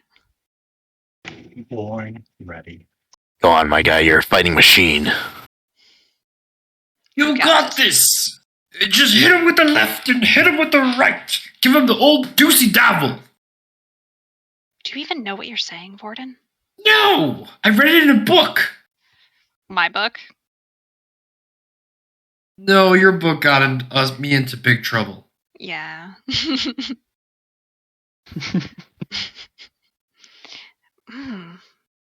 You know, I don't really feature many Goliaths, but...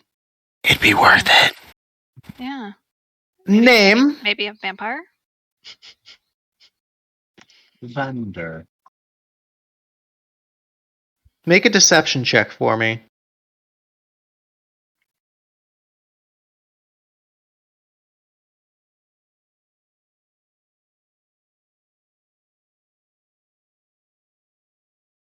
You have made it this far. There is no need for deception. I know Vander quite well. You are not he. What is your real name? Oh, good. I didn't want to give him false credit. The name's Ferdinand Scars. Very well, Ferdinand Scars. Welcome to the Theater of Blood. And she snaps, and as she lowers her hand, the lights flash up. There's almost this sort of like disco ball effect. The music is blaring. There's a fanfare of trumpets, and the entire place just gets rowdy. There's just full-on like John Cena WWE wrestling as you step forward through the threshold as she sort of beckons you forward. Come in, make yourselves at home. Welcome. I am known as Marla, the singer, and I will be your MC for this evening. I see you've brought some friends. Is this your entourage? Hype crew? Hype. I'm his coach. Welcome. I'm the spit bucket. Just like in a boxing match. The manager! They just hold up Clang. Don't be shy. Come on in. Come in. Come in. I'm his manager. Klang's like focused on this warrior woman. It's just angle like downward looking at him. A good entourage is very important, Ferdinand Scars. I have mine as well. And she sort of gives this like wide sweeping gesture behind her. And you can see 4 individuals just kind of like cracking their knuckles, kind of like hyping themselves up. One of them's kind of like shadow boxing a little bit. So, the choice is yours in this game of Bloodsport. It is a matter of wisdom and confidence, but also tactics and skill. Should you choose to fight me one-on-one, Ferdinand Scars, and win, your entry into the Theater of Blood would be solidified. Should you choose to fight as a team, you will be facing me as well as the rest of my team. And then, the last man standing determines the winner. The rules are simple. No weapons, no spells, no magic, no trickery. Nothing but sheer strength, grit, and determination. Which, if you have made it this far, I will be understanding that you seem to have a modicum of, at the very least.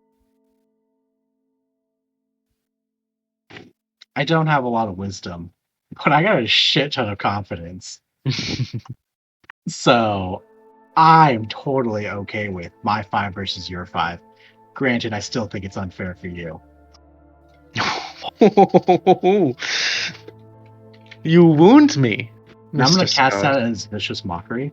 Oh, she's gonna make a wisdom save. Okay, let me get her stat block out.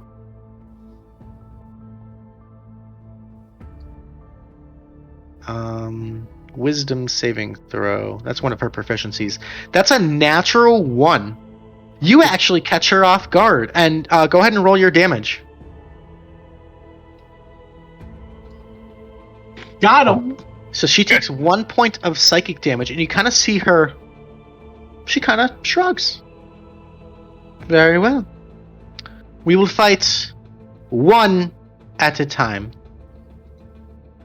Your teammates may tap out and select a replacement at any time. This is tag team wrestling. This is tag team wrestling.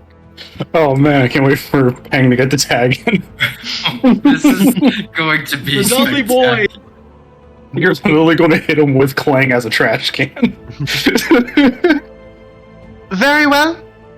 Let's begin then, shall we? And, Ferdinand, you can decide who's going into the ring first, as Marla kind of struts out and taps one of her fighters on the shoulder. This one is going to enter the ring. Pick me, I'm ready! Klang's like outside, like waving his hands.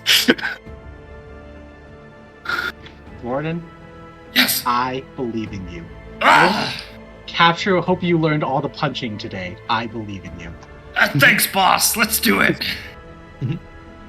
So, just as a metagame sort of rule, in order to tap out, you have to physically reach and touch a teammate, okay? So we're going to have everybody roll initiative, because even if you're not fighting, you're still a part of the encounter. If you want to move around the ring, if you want to, it's you've heard the rules as stated. So I'll have everybody go ahead and roll initiative for me.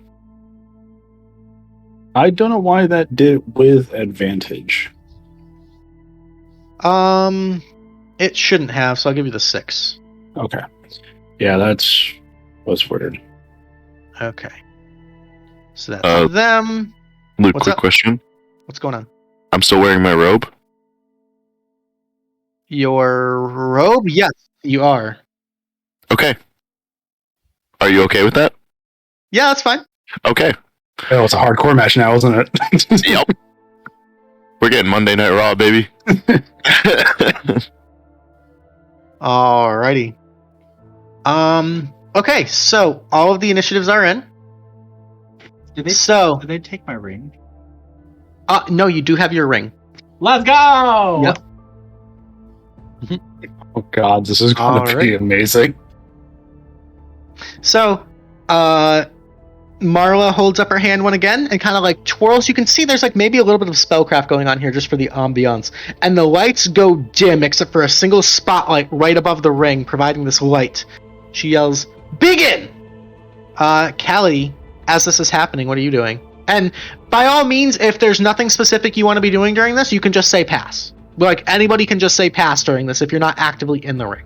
Yeah, I'm just gonna stand here and just kind of try to cheer and give the hype.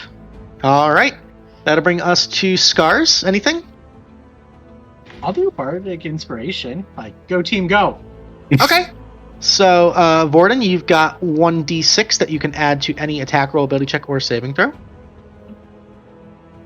All right. Anything else? No. All right. Gordy, anything?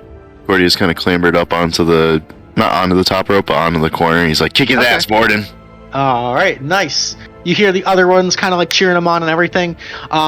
This guy's actually going to come in with the first strike here. He's going to come in and just take one swift just slug right at Vordon. Vordon, that's a crit. Right to start the day. That's going to be 8 points of bludgeoning damage. He just comes in and just right upside the head. Freaking slaps the sonic rings out of you. Wake up. That's his turn. You are up.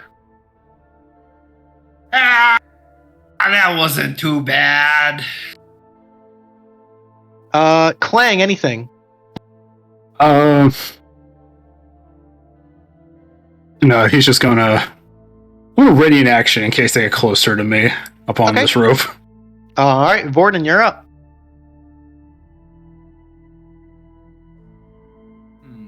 How can I do? All right, you know what?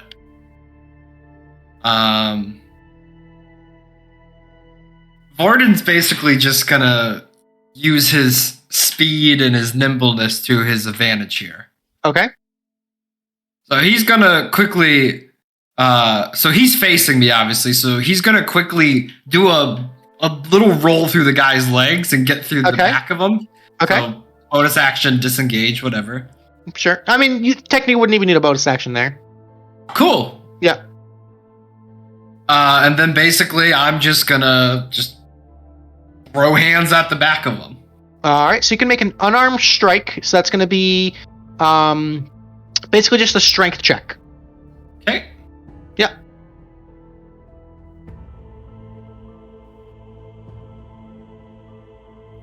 Because you are, as a rogue, you're not proficient in unarmed strikes. I only have strength saving throws. No, so you can actually just click on the word strength there on the left, and it'll roll the strength check. Okay. Yep. So that was a save, but we'll give it to you anyway. So that's going to deal 2 points of damage. Mm-hmm. Cool.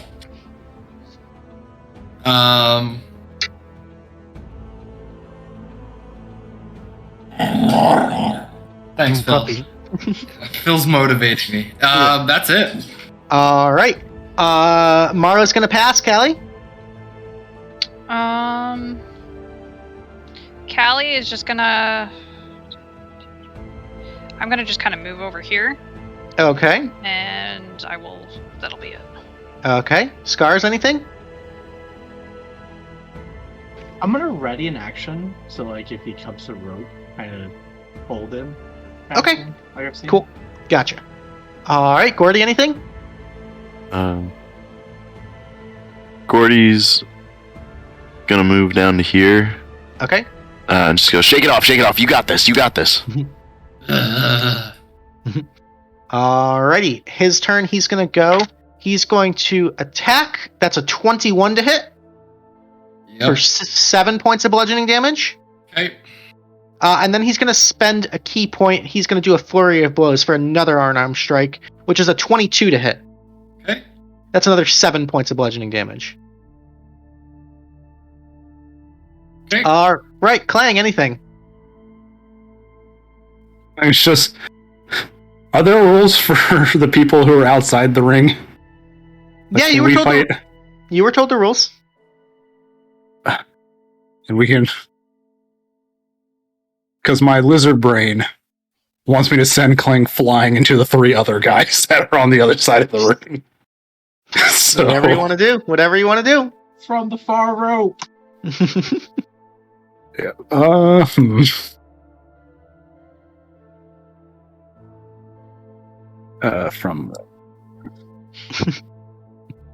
Fuck off. What was that?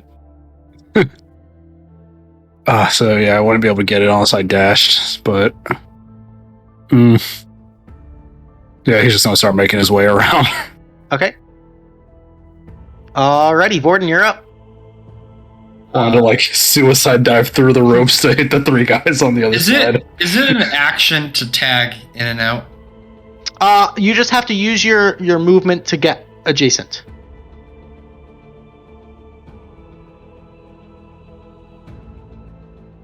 Alright.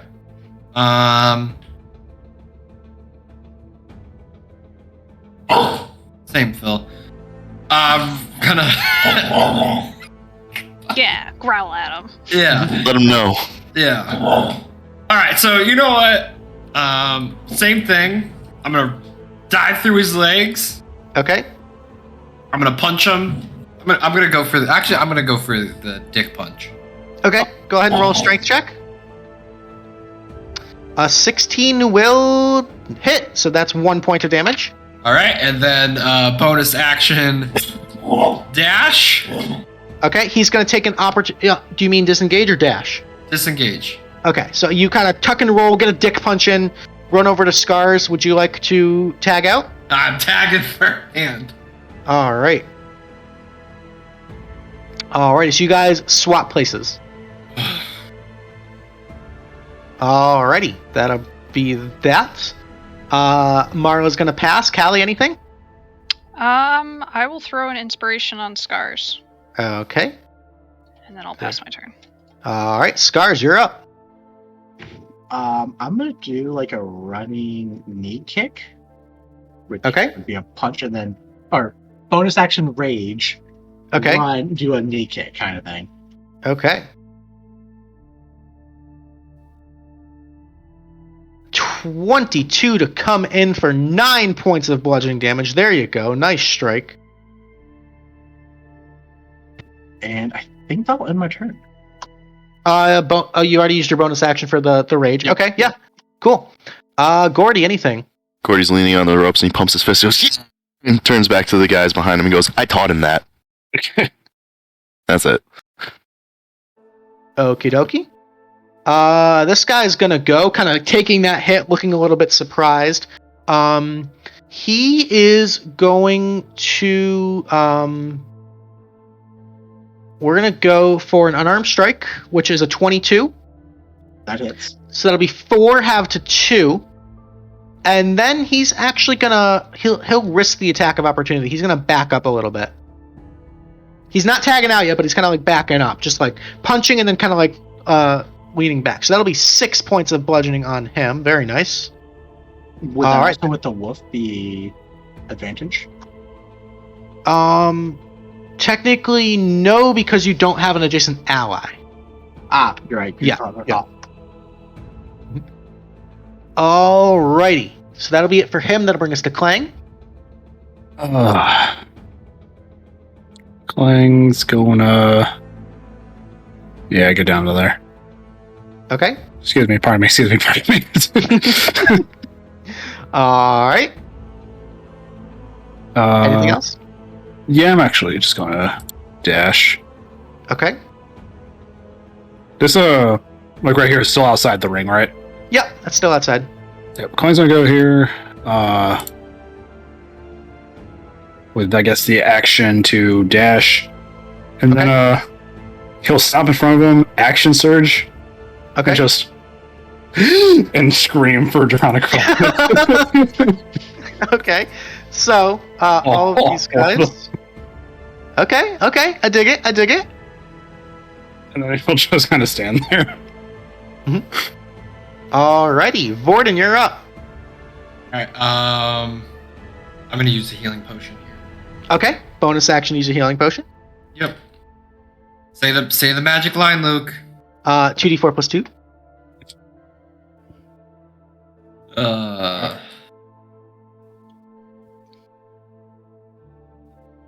Alright, so that's 9 health back. There you go. And that's it. Okie dokie.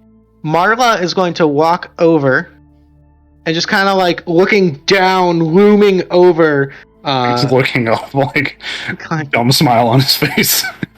She's going to attempt to grapple you. So you can make an acrobatics or athletics check. How do I have a better acrobatics than athletics? Yeah, that checks out. Yeah. He's a She rolling just trash can. basically grabs you by the scruff and she's going to throw you 15 feet back. No damage, but just kind of tosses you back. All right, that'll bring us to Callie. I'm just gonna lean over to the beefier guy that I'm standing next to and be like, "You and me gonna be next, big boy." Just wink at him. Okay. Make an intimidation check.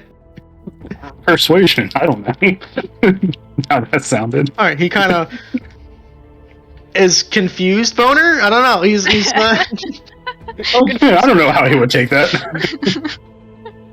For my All right. Alright, that's all I got. All right. Scars, you're up. I'm gonna spit off my water with thanks to that comment. Luke, 1 second. Okay. Scarouse. I like how out of 4 of my favorite people and a living trash can. So he's trying to tag him. I'm gonna kind of go up Mm-hmm. and kind of do like a hit to the ground, if that makes sense. Okay, trying to just boom, go for it. Yeah. You have advantage on this attack. 19 will hit. You actually lights out, knock him the fuck out. Just boom! And he drops to the ground like a sack of potatoes. Because I am an honorable person, I would then take 2 steps back and point to anyone and just do a come on. Ooh, I love it. I love it. I love it. All right. Gordy, you're up.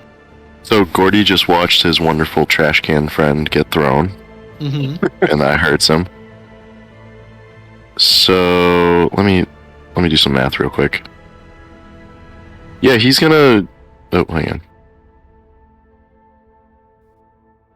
He's gonna move up and try to grapple throw Mommy. Oh, you're going to try to grapple her? Yeah. This tiny little halfling going up against this giant Goliath. Okay, go ahead and make me an athletics check to try to grapple. So just because of the monk dex versus strength thing, am I allowed to? No, not acrobatics for this because You're not allowed athletics to- is. Yeah. Yeah, that's fair. That's fair. All right, gods be with me. All right. Let's go. Okay.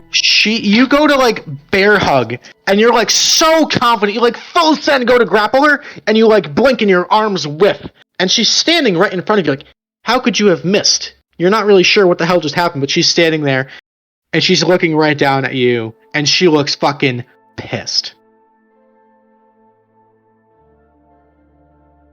Gordy has nothing. All right. On this guy's turn, these two are going to hop into the ring.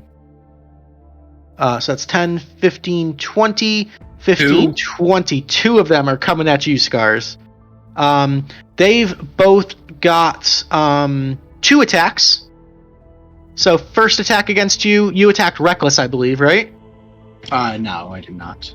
Right, just the beat down. Right, because you had advantage from the scream. So the first attack is a 10. Yes, Second attack is a 21. that will hit.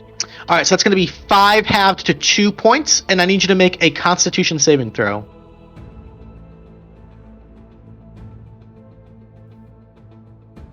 All right, you're good there. The other one's going to make 2 strikes. That's going to be a natural 1 and an 18. I think an 18 misses. Let me check. Nope, 17. Nope. Okay, so 18's going to hit for 9 halved to 4 right there. That'll be their turn. He'll pass. Actually, he's just going to move up there. Klang, you're up. Since there's 2 in the ring now, and I feel like things are about to get bad, Klang's gonna climb up Okay. onto the turnbuckle. Yep. What would be the check to jump? 25. That's a long ass jump. Yeah, So it's based it's off a- of your strength score. Okay, so there's Yeah. a limit. Yeah. Yeah. there's Okay, a- well this guy's looking a little closer. Okay. So 15. What's the check for 15 feet? So what's your strength score? My strength score is a 16. So that would be you could get about halfway there and then probably make an attack as you land, but you couldn't like land on him. Man. All right. Retract that. Yeah, he'll just run in then. Okay, going for it. He'll run in and using his 2 attacks, he'll try to punch the back of their kneecaps. All right, go for it. So these are just going to be straight strength checks for you, Straight Is it strength checks. because fighters don't have proficiency in unarmed strikes. Unarmed strikes. You are proficient with your unarmed strikes. Just Oh, as, okay, as a person. Gotcha. Okay, then go for it. 1 to the right. Is a crit. Oh, So that's going He's to a be people. that's There's going no dice roll, so Yep. It says I think it's 1 plus your strength modifier. So yeah, so it's Okay. Okay, so that'll hit there. Okay. the second attack. Is 10. another 24 because he's actually no, He's- it started. the It turn. ended because the start of my turn. Yeah, and you don't get the pack tactics because you're not adjacent to Scars. Okay. Yeah. Okay. Uh, Alrighty, but still 4 damage. Yeah. I think that is it. All right. Anything for Pang? Oh yeah, there's no bonus action. Mhm. He's gonna tell him to dash. Okay. So I'm gonna move him what's that? 15 30 I think to here. Okay. Sounds good. So as you're moving that, we'll move on to Vordon. Was it right here? Yeah. Yep, that'll be it. Cool. Vordon, you're up. Is anyone else fighting outside the ring yet? Not quite. Yet. People are getting a little feisty, but no fighting's going on. Okay. Vordon is also going to stand on top of the turnbuckle. Okay. He's going to look over to this one, Okay. and he's just going to flip him off. Both fingers. Okay. I like it. I like it. And that's really it. All right. Marla is going to attempt to grapple Gordy. So Gordy can make an athletics or acrobatics check. oh, I'm gonna make an acrobatics check. Okay. Nice Y. All right. She picks you up by like the back of the robe and is just going to toss you 15 feet in the ring. Mommy, please no. Boom, right there next to Klang, and she just kind of laughs as she does so. Alrighty, that'll bring us to Callie. I'm just gonna hold here and pass and see what happens. Okay, Scars, you're up. I'm gonna go for a punch in the one in front of me. Okay. The 12 is gonna miss. Okay. And then I will.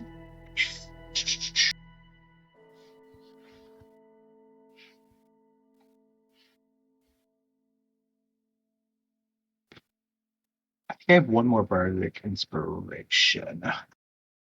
Okay. Yeah, because you haven't used yours yet. Oh no, you used yours on Vordon to start, right? What's your charisma modifier? I think your charisma's only +1, right? Yeah. So you'd only get the 1. Oh, okay. So Yeah. I thought I got 2. Okay, my bad. Okay. No worries. Yeah, unfortunately, yeah, I think that'll do it. All right. Any bonus action? I mean, you could take the other unarmed strike as the bonus action just because of your tavern brawler. Oh, okay. I thought I had to hit Yeah. the first one. I'm sorry. Nope. Yeah, we'll do that. The 8 is going to be a miss, unfortunately. Unlucky. That'll do it. Alrighty, Gordy, you're up. Gordy's not knocked prone from being thrown into the ring? Nope, just kind of like threw you in and kind of like bounced off the guy in front of you. Alright. Gordy's gonna hop, step, and a leap to the side, and then to here. So that, actually, because you're a halfling, you can kind of go in underneath them, so you're good. Okay. Oh, okay, good. Then I'm gonna go underneath and hit him with an unarmed strike, or the guy in front of me with an unarmed strike, and then a flurry of blows.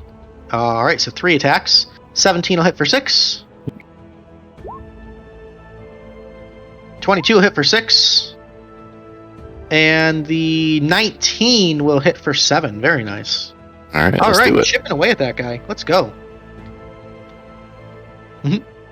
Alright, very nice. That'll bring us to these guys. They're going to make 2 attacks each. So we've got 2 coming at Scars and 2 coming at Gordy. So against Scars, we've got a 21 for 5 half to 2. And a 14 to hit, which is a miss. Yes. Okay. I'm so sorry. Those actually are not halved because they're empowered strikes, so they you would take the full 5 there. And then 2 attacks against Gordy and Vordon in the same fucking mission throws me off so fucking bad. You have no idea how hard it is. How many times have we had Vordon. this party where it's Gordy and Vordon? Too many. Okay, 2 attacks against Gordy. Alright. That's a 21 for 10. That'll hit. And a 12 is a miss. Alright. Alright. This little bastard's going to hop in right behind Klang and is going to make 2 attacks against Klang. Or sorry, 1 attack against Klang. That's a 14, that's a miss. And then Klang, it's your turn. Klang is going to attempt to grapple the guy who just came in.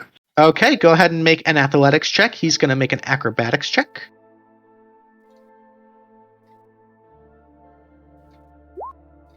That's a natural 20 on my end for a 25, so he just kind of dodges out of the way. Boo. Yeah. Alright, anything else, Klang?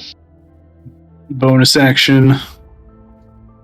Pang is going to try to roll in and hit her. You're going to try to hit Marla? Yeah. Okay, go for it. A 7. A 7 is a miss. Yeah. Alright. Vordon, you're up. Okay. I'm gonna further taunt this one. Okay. This time.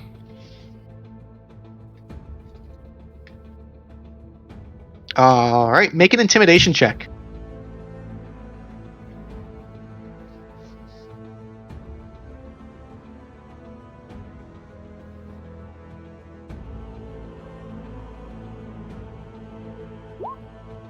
Alright, this one seems thoroughly pissed. Okay, because I just mooned him. You just mooned. Okay. Yeah, I turned around and I showed him the whole. Gave him the whole kit and caboodle. Alright, I love it. Also, you know what? As my action, I'm summoning the key to me. Oh shit! Your Keyblade? Yeah. Okay, so what form was it when you last had it? You had the. I think you had the actual key, right? Just the. Yes, it was still in the loon. It wasn't in the gun. So you've got the little key. Yes. Okay. Good. Marla's turn. She's gonna turn to this little Pang and is gonna grapple it. So it can make an athletics or acrobatics check. Double natural 20s on my end for her. Oh god. All right. Yeah, I'm gonna try to make the athletics because that's a +2. Yeah. So she picks up Pang and just throws it 15 feet into the ring. All right. And then she's gonna turn and say, "Huh, 4 against 3. That's not quite fair." She'll crack her knuckles and just slide in under the rope underneath, and she's gonna join the fight herself. It's just like go with like yeah. All right, Callie, you're up. Callie is going to grab the hand of the guy that she was scare-rousing. Okay. And basically say, don't get any ideas now. And basically, she's going to hold there, but she's going to, like, kind of hold onto his wrist in case he tries to go into the Okay. ring. Gotcha. Okay. Make an insight check, Callie.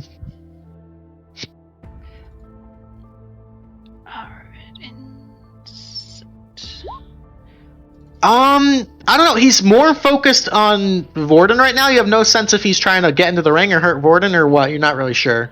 Okay, fair. All right. Scars, you're up.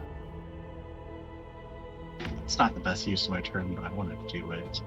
Go for it. I want to disengage to this rope, hit it, Okay. and run back, and do a bonus action punch on this guy.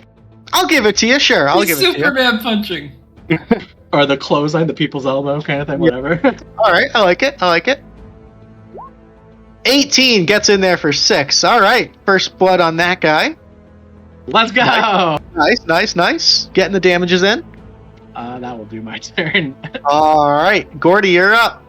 Alright, Gordy's gonna see that and go, oh, it's not honor, it's a show, and reach into his robe of useful items Oh shit! and pull, sort of like a Looney Tunes almost-esque thing, pull out a 24-foot ladder and bring it down, if I can, Yeah, 24 in that feet. line. And just okay. I'm gonna say they're gonna make dexterity saving throws. Okay.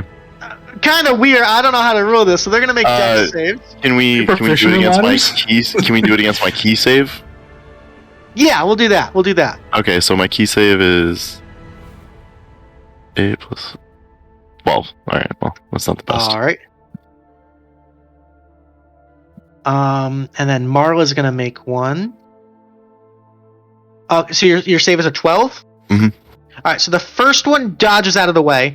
The second one is gonna get clobbered. Go ahead and roll me 1d10 damage. It's a heavy ladder. It is a very heavy ladder. 7 points of damage on that guy. And Marla actually just reaches up and catches it, and just like drops it to her side. Got more. I've got more. Weird flex. All right. That'll bring anything else for you? Can I bonus action unarmed strike the guy in front of me? Unfortunately, because that was a use an item action. It's part of the attack action. You can get the bonus action. So unfortunately, you're unable to. I'm unable to unarmed strike. As a bonus for this turn, yeah, I think. Yeah, just the way on. Fuck it, I'll give it to you. Just take the fucking hit. I'm not- Yay! Thanks, Luke. That was basically an attack. You dropped a ladder on him. Yeah. 22 will hit for 7. There we go.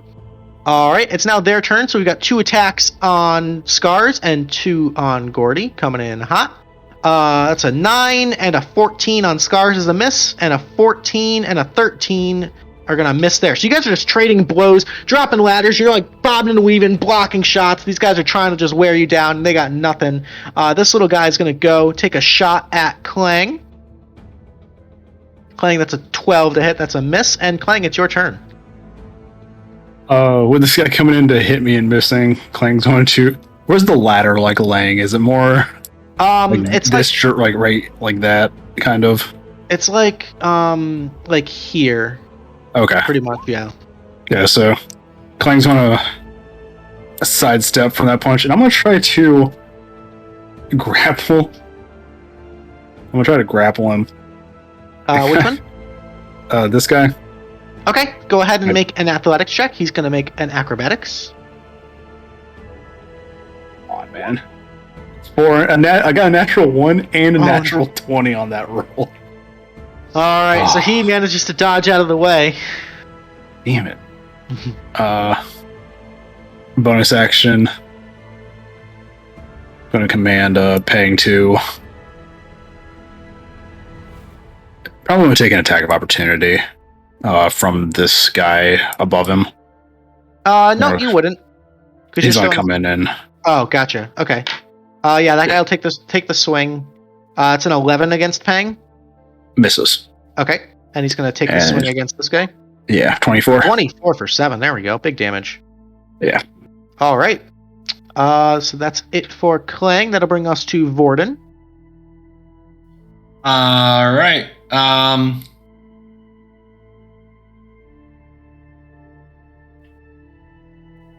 You know what? Fuck it. I'm gonna do it.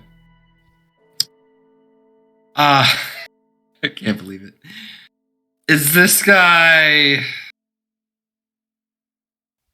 No, because he wouldn't be. All right. You know what? Bonus action, insightful fighting on this guy. Okay, so he's got to make a deception check, I think. Yep. Okay, go ahead and roll your insight. He actually beats you. All right. Yeah, he got a 15. Oh well. Oh well.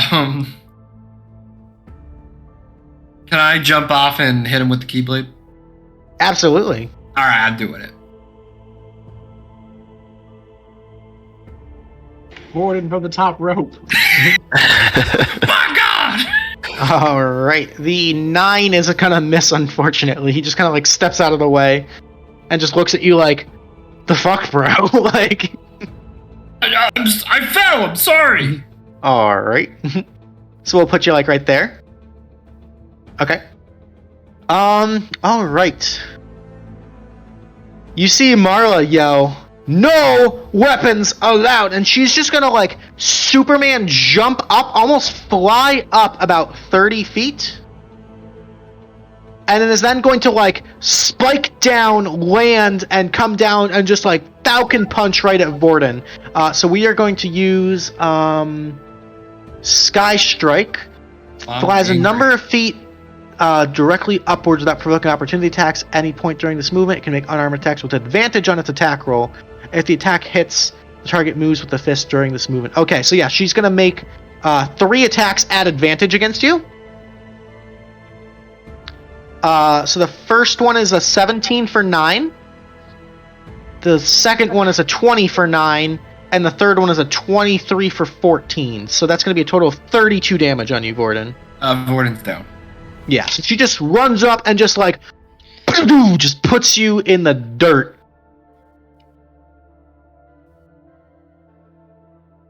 And then she just kind of like shrugs off the robe, and it's just like basically just like almost like a sports bra wrap sort of thing. She's just bare chested, flexing muscles, rippling, ready to go. Callie, you're up. Oh my god. Alright, Vordon. And I will drop my grip on the guy and... I'm sorry. It was non-lethal against Vordon. So Vordon is unconscious but not dying. He's gonna stay that way then. Sorry. Okay. I'm just gonna chill here and technically that was within the rules. All right. You came flying in like the Markiplier like gif of him like running in and punching you. Like, that's all I could think about when you described that. All right. Scars, you're up. Alright, we're gonna do like a Hail Mary like uppercut with the ring of the ram. Ooh, I like it. Oh. So that's also a +7 to attack on that. Okay, so you normally get +5, so it's +2. So that definitely hits with an additional +2. So a 24 will hit, and go ahead and roll 2d10.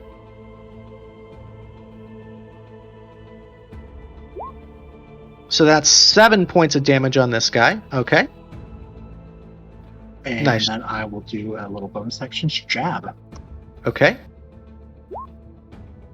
The 14 is going to miss this guy. He is a little bit quicker than that. He kind of like blocks with his forearm real quick. Kind of taken aback by this burst of force energy, but yeah, these guys are starting to wear down a little bit.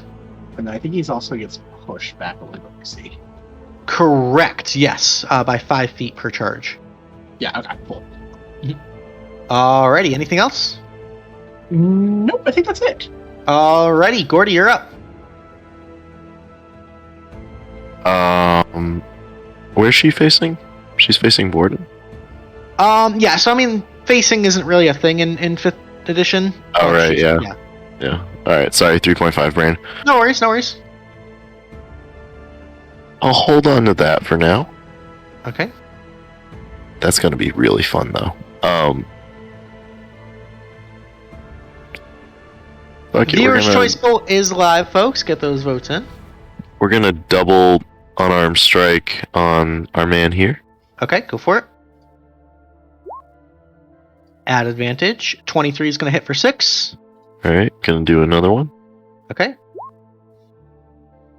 And a 20 for 5. All right. He's starting to wear down.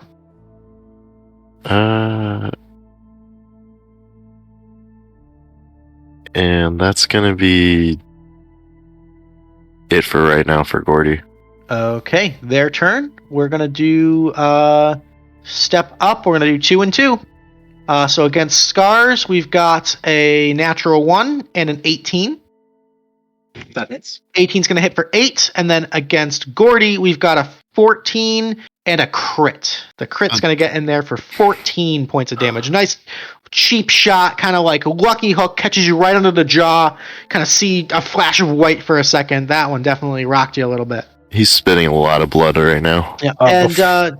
Before that, did it step out of Pang's threat range? Technically, one of them did, yes. Okay, I'm gonna just see what happens. Hey, 10. 21 for 10. That'll work. Okay. And then, Gordy, I need you to make me a Constitution saving throw. Alright, can do.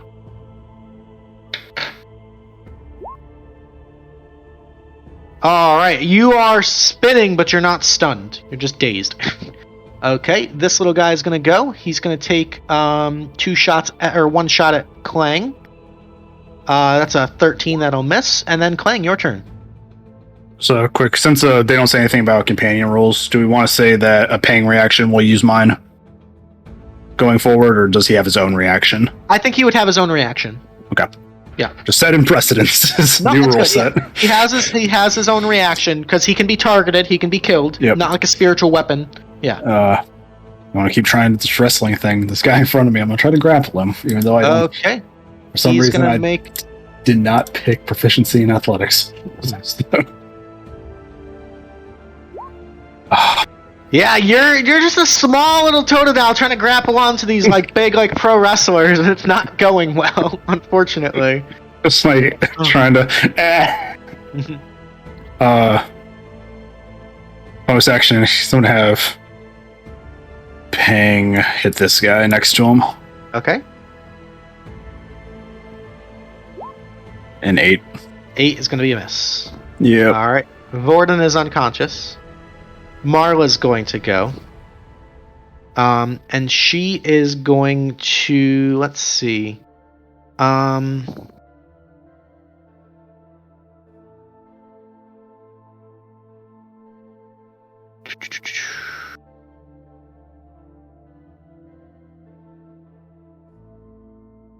She is going to come down this way, and she's just going to kind of like bounce off the rope. She's going to use Dragon Rush, so she's going to rush forward with her full 60 feet of movement, and make attacks against Gordon, Klang, and Pang. Non-lethal. All ignores difficult terrain, can move through creatures, and does not provoke opportunity attacks. Okay, so 3 attacks. One against Gordy is a 27 for 10. Gordy is down. All right, non-lethal. You're knocked unconscious. Against Klang is a crit. Oh God. All right, so that's going to be 21 points of bludgeoning, non-lethal. And against Pang is a 26 for 8. For 8. Okay. Alrighty, and that'll bring us to Callie. All right, by my count, we need one more in the ring. So she's going to like crack her neck, step in. Okay. She's actually gonna probably step over Gordy and just kind of take his spot, so she's next to Scars. Okay.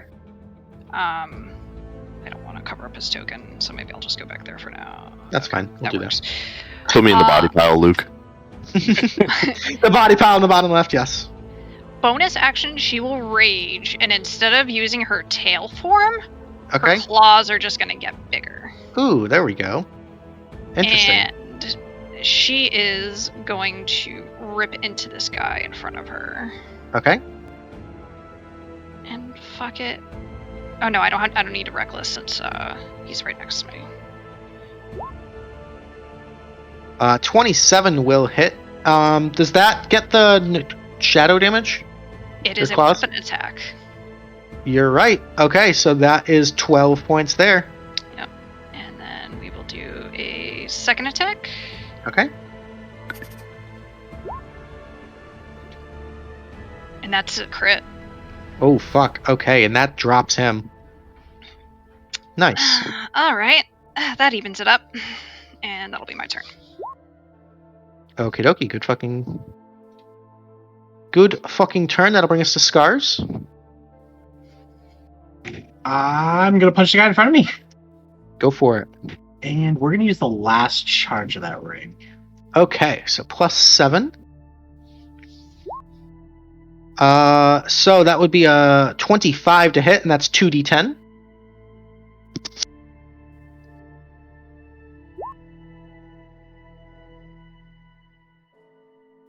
Alright, so 10 points on that guy. He's looking pretty damn hurt right there. Asking for my opponents, I love it. Alright, and then the jab, 23 then. for 6 for the quick jab. Nice. Okay. It's like 1 or 2 more shots and he's done. Okay. Anything else, Scars? I think that will do it. Yeah. Okay. That'll bring us to Gordy, who's unconscious. That'll bring us to this guy, who's going to take 2 shots against Callie. Oh, do I not roll saves? No, it's non-lethal. non-lethal. It's non-lethal. They're not trying to kill you. They're not trying to kill you. They're just trying to fight for like a boxing. Oh, interesting. Okay. Okay. So 2 attacks against Callie. The first one is a 26 Yep. for 8, and I need a Constitution saving throw. That's good. And then the second one is a 23. Yep. For another 8. And you said these are empowered, right? These ones are empowered, yes, because they're monks with magic fists. Yep. Okay. This little guy is going to attack. We're going to attack Pang, actually. Against Pang is a 12. Oh, misses. Okay.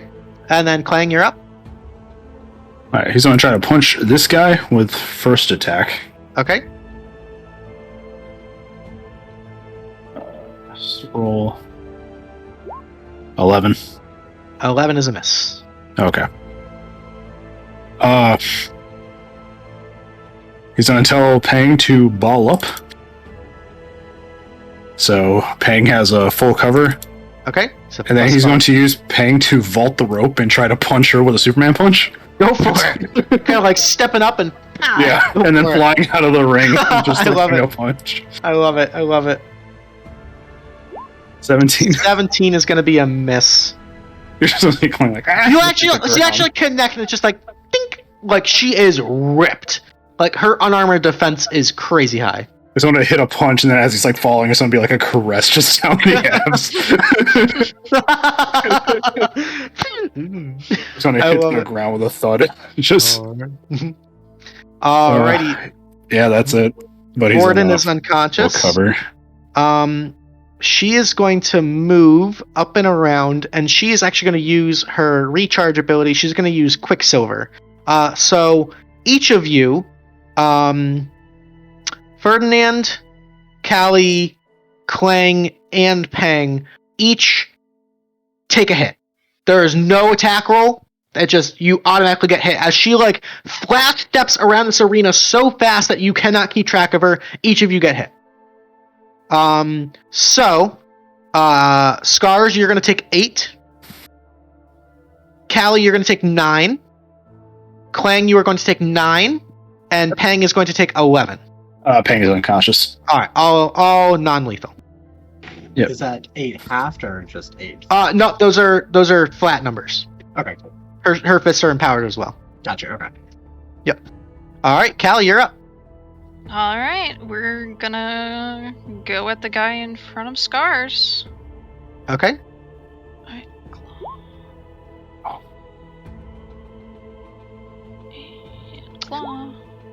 So the 26 will hit, the 14 will miss, so 13 there. That's actually enough to drop him.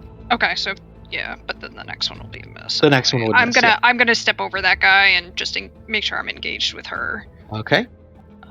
Viewer's choice goes to Callie tonight. Thanks, guys. Appreciate it. Alright. Alrighty. Alright, and that's it. Alrighty, Scars, you're up. I'm gonna be a good lad, and I'm gonna go to Vordon and give him a healing pot to wake him up. Okay. So that's 2d4 plus 2.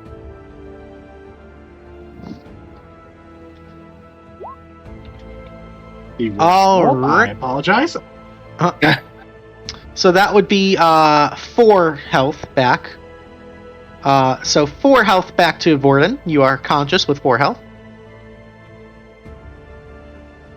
Oh, 2D. I think I'm lying. 2d4 plus 2, Yeah. sorry. Yep. No worries.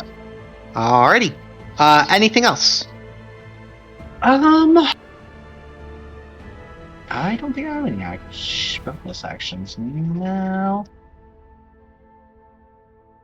That's all I got. Alrighty. Gordy's unconscious. These guys are all unconscious. I'll remove them from initiative. This little guy is going to try to attack Klang. Yep. Wow, that's a 23 to hit. Yeah. Without That'll- shield is an 18, so. Okay, so that'll be 5 points of bludgeoning. Oh! I'm going to use Sentinel, since he's within 5 feet of me, to hit him with a... Oh no, he's not within 5 feet of me, never He's mind. not within 5 feet of you. Where are you, Callie? I'm underneath one Hang. of those dudes. No, Oh. I'm one of the guys right in front of... There we go. Yeah. Okay, yeah. Okie dokie. Okay. So I took the 5. Anything else? Nope, that's it. Okay. Alright, and Klang, it's your turn. Klang's going to appear like before he was a racist Hulk Hogan fashion, like start hulking up as he uses second wind. Okay. So,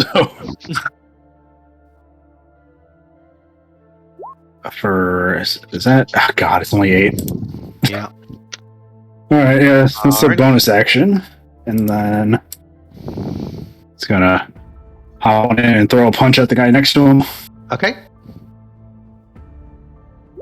21 will hit. 4 damage, Okay. Chipping away, chipping away. and it's still standing. I'll throw another Yep. punch. Okay. A crit! No, actually, I- that's just the 25. Yeah, because I think it has to be with the weapon Yeah. to get the crit. Oh, that sucks.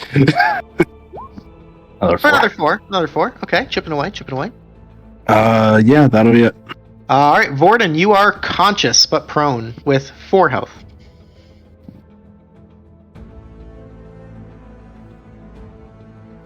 And you're still muted, bud. There you Alright, I'm gonna stand up. go. Okay, half your movement. And bonus action. Take another potion. Okay. So that's 7 health back.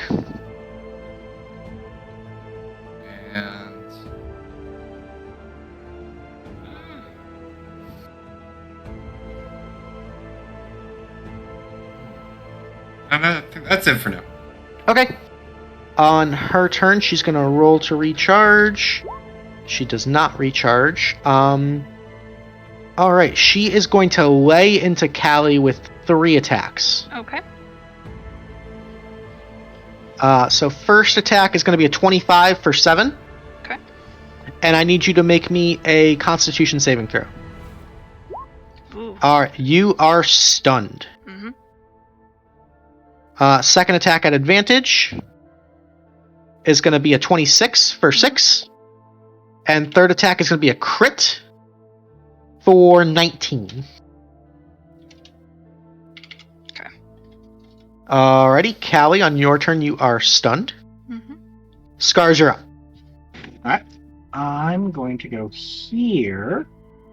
Use my action to give Gordy a healing pot. Okay. Love you.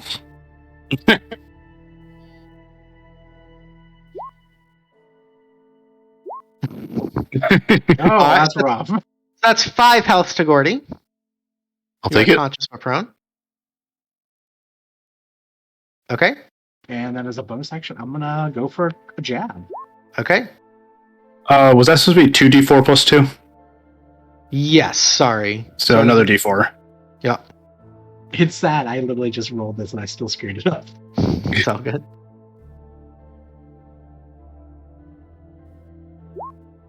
Oh, God. Oh, So that would be 6 health. Four- 6 health. yeah. 6 health. All right. There you Getting go. the There you go. minimal healing today, aren't we, guys? All right, and the jab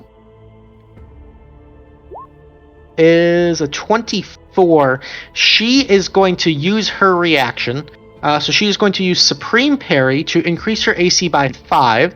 If that attack then misses, which a 24 misses, the fist can then move 10 feet without provoking opportunity attacks and make an unarmed strike against the attacker with advantage. So she's going to turn around and bop you at advantage. Me? No, she's going to bop Scars. Oh, okay. Yep. So Scars at advantage is a crit. That's going to be 17. it's down for the count. Ooh, all right. Okie dokie. That'll bring us to Gordy, who's conscious with 6 health. So, fuck. How are we doing this? Not like that. So part of his movement is to stand up. Yep, half your movement to stand up. That's half his movement. The full action is to give a potion. Correct. Another action is to, like a bonus action, I can drink my own potion. Correct. Slapping a greater health potion in Scars. Okay, so it's 44 plus 4. Alright. 44. 14. 14 health back on Scars. Gonna pop a common health potion on myself. Okay, 2d4 plus 2. That is just... So 4 health back to you. Okay, I'll take it. It's something. It's something. It ain't much. Alrighty. Gordy's gonna move not underneath, but on top of this body here. Okay. And that will do it. Okay, this little guy's going to take a shot at Klang. He's still up. He's swinging. That's a Just 19. knock it off. That's a Yeah, 19 just- for 4. 19 to hit for 4 damage. Yep. And then Klang, your turn. Clang is fed up.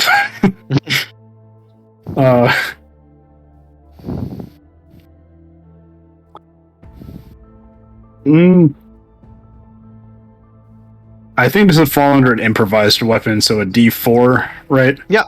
Clang just he grabs the catnip amulet and he's gonna punch the guy in the face with it.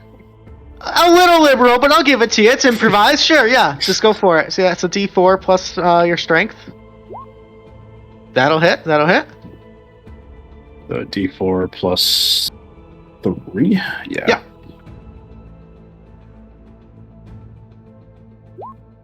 That's actually enough to knock him out. It's just like grabs it, punches him in the face. I love it. Fantastic.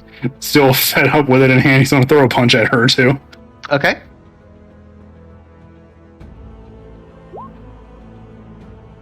The 14 is gonna miss, unfortunately. Yep. Because that's not a flanking or anything, right? Mm-mm. You have to be adjacent to Scars to get that bonus, unfortunately.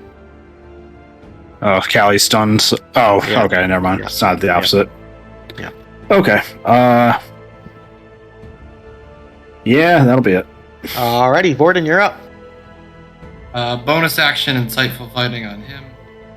On which one? Alright, he's gonna make a check. Go for it. Make your insight check. That is a 3, so you've got your thing on him. Sure. Okay, so I got sneak attack. Yep, you would get your sneak attack if you hit. Cool. Not gonna use the key again. Learn quick. All right, a 12 is actually a hit, so that will do. What's your strength modifier? Is that 0? -1. Oh, okay. So just the sneak attack damage then. So 2d6.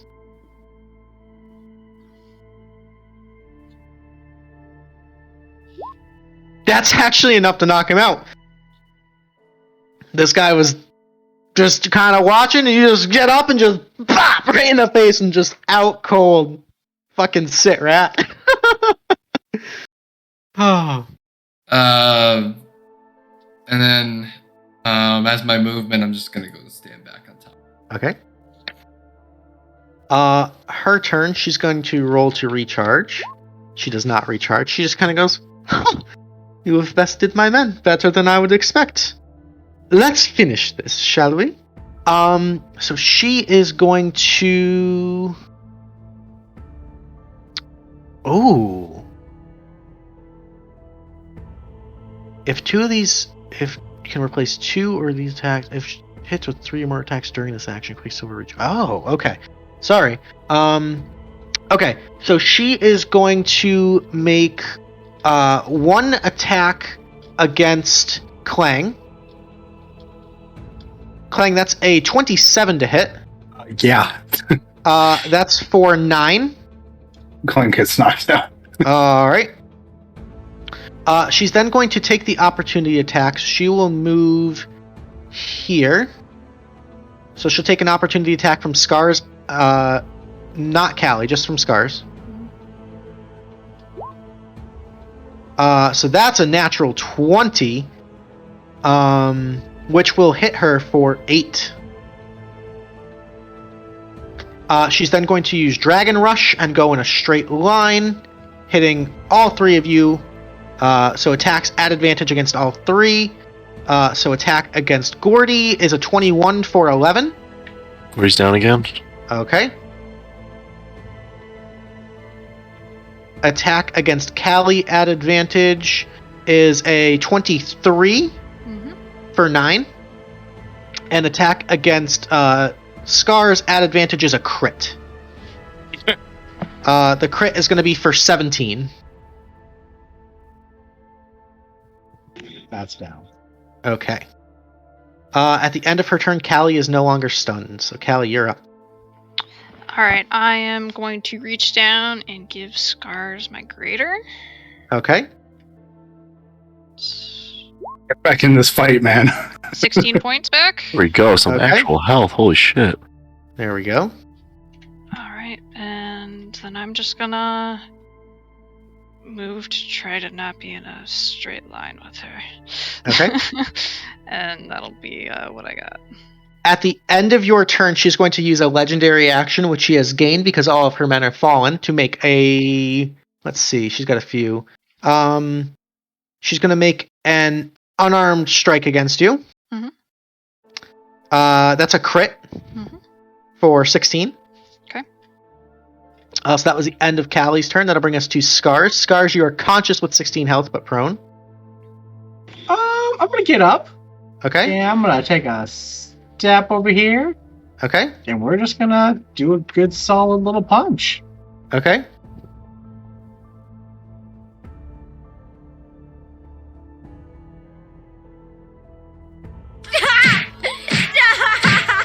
The 13 is going to miss. She, however, is going to use her reaction to do superior parry anyway, which will cause the attack to still miss, and then make 1 attack against you at advantage, which is going to be an 18 for 8. Okay. Okay. Callie is going to then use her reaction to then strike out at her using Sentinel. Okay, go for it. 28 will hit for 12. Alright, alright. All set? Yep. Alright. Scars, all set? Yeah. Okay. Oh, I think because I got knocked down, I lose rage, so I'm gonna use my Correct. action to rage again. Okay, cool. At the end of your turn, she's going to use a second legendary action to make another unarmed strike attack against Callie at advantage. That's going to be a 25 for 13. Callie's down. Okay, lights out. Knocked unconscious. That'll bring us to Gordy, who's unconscious. That'll bring us to this guy who's out of initiative. That'll bring us to Klang, who's unconscious. Vordon, you're up. Okay, Vordon's gonna move to here. Bonus action, insightful fighting against her. Okay, so she's going to make a deception check. Actually, charisma is her dump stat, so... yeah, you beat her, so you have sneak attack on her. Cool. Now I'm gonna do my handy dandy punch.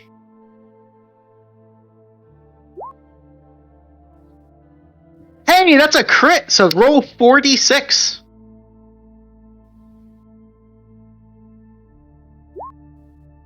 Wow, 18 points of damage. Holy shit. Okay. Good shit. All set? Yep, that's it. All right. At the end of your turn, she's going to use her last legendary action to make one unarmed strike against you, Vordon, at advantage. That's going to be a 23 for 12. And that puts him down. All right. I did what I needed to do. So, with everyone else unconscious, she looks to you, Scars, on her turn, and she says, I admire your tenacity, even in the face of insurmountable odds. You and your companions have chosen to never surrender. It is admirable. I must admit, I have seen many before you give up after much, much less. And for this, I'll consider the trial complete. You have proven yourself worthy. She claps. Let's go! She claps, and all of you and her men suddenly come back to conscious at half health. We are out of combat because it is getting late. She's going to reach into her pocket, and she's going to be like, a token of my gratitude. It has been some time since someone has caught me off guard like that. You've got quite some talent, Scars. Put this to good use. And she's going to present to you with your artifact weapon. Or your artifact, not weapon. It's not a weapon. It's actually... Stand by. Could have had this ready. This, if it pops up, is the spiritual amulet of the pack leader. So it is an artifact, so it does require an attunement slot. It's got a funky attunement thing, so I'll explain as we go. This handcrafted spirit totem is passed from the champion of the Theater of Blood to their designated successor as a symbol of honor, prowess, and prestige. A former champion only grants this gift to one in which they see true potential. While wearing this amulet, you gain a +1 bonus to damage and attack rolls made with your unarmed strikes. Your unarmed strikes are considered magical for the purposes of overcoming immunity and resistances, and your constitution score increases by 1. The amulet may absorb the power from other weapons. Over the course of a short rest, you may absorb the power of any weapon you hold against the amulet. This process permanently destroys the weapon. After the ritual is complete, your unarmed strikes gain the damage dice and any other on-hit properties of the weapon. So for example, if you were to absorb, say, like a flame tongue short sword, normally that's the sword damage plus 2d6 fire damage, your unarmed strikes would then do 1d6 damage plus the 2d6 fire damage. So you can have a lot of fun finding a cool weapon to absorb. As part of the ritual, your body gains tattoos and markings in a fashion that represents the absorbed power. You may replace your absorbed weapon power with a new weapon power by repeating this ritual, and you may store a number of magical weapon effects equal to your constitution modifier in this way. You may cycle through stored magical effects on a short rest. Once per long rest, you may call upon your inner spirit animal to awaken. As a bonus action, you may enter a spirit rage. Your tattoos and markings are accentuated while in this form, and a spectral animal cloaks your body in the form of a lion's mane, a bear's claws, eagle's wings, etc. The spirit rage lasts for 1 minute or until you are incapacitated. While in a spirit rage, your unarmed attacks gain a reach of 15 feet and deal an extra 1d8 force damage on a hit. Let's Artifacts. go. Yeah. This artifact's rad. Like, the idea of like absorbing the magical weapon stuff is like I don't think I've seen that on something, so I'm like, that's a cool ability. I've been watching a lot of Shield Hero, I'm not gonna lie, so I was heavily inspired. But congrats! You did it! And she will be contacting you in the future about setting up a fight for the actual Theater of Blood. So, So this is entry mode. Okay. this is entry mode, yeah. Gotcha. This is just round 1. Good. So, let's see. So you guys are all going to gain 1450 experience.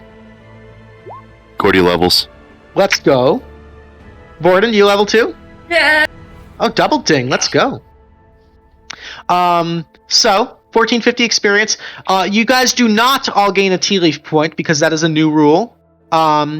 But viewer's choice went to Callie, so Callie, you will get the Tealeaf points. Yeah. And then Casey, you get the lovely burden of choosing your VIP, which can be either Vordon, Gordy, or Klang. This is a tough one, I'm gonna be honest. I had to consolidate my wife just in case. We're gonna go with Vordon. All right, Vordon, go ahead and take that bonus Tealeaf point. Congrats. Is that a Tealeaf thing for every session or just backstory? Just for backstory missions, because because backstory missions kind of defy the priority Normal. listing. Yeah. The problem we were running into is that people were just consistently playing back to back to back to back and racking up Tealeaf points faster than other players. So this just kind of levels the playing field a little bit. So that's that. You've got your experience, you've got your artifact, you've got the Tealeaf points awarded. You guys are all also just from Fincher's little crew there while you were exploring and looting the naughty nymph. You're all going to gain 550 gold. Hell yeah.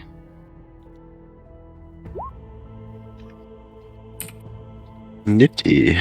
I found that last punch that took Klang out. It's like it hits him and he just like sinks into the plate armor. So you just see like a standing plate armor chest with just a kobold knocked out inside of it. I love it. Alrighty. Guys, hope you had fun. Casey, congratulations on winning your backstory mission. Congrats. Thank you so much for inviting me. Thank you. That was a lot of fun. That's all we've got for tonight, ladies and gentlemen. Next week is going to be a fresh beginner tier mission. I think we're going to have 4 level 1 characters. Whoa. We'll see. Yeah, it's going to be spicy. I gotta think outside the box. Guys, we're going to raid Mama K TV. Definitely say hi. Tell her Dungeon Daddy said sup. And we will catch you next week. Until then, stay safe, have fun, do something nice for yourself because you deserve it. Toodles. All right, guys.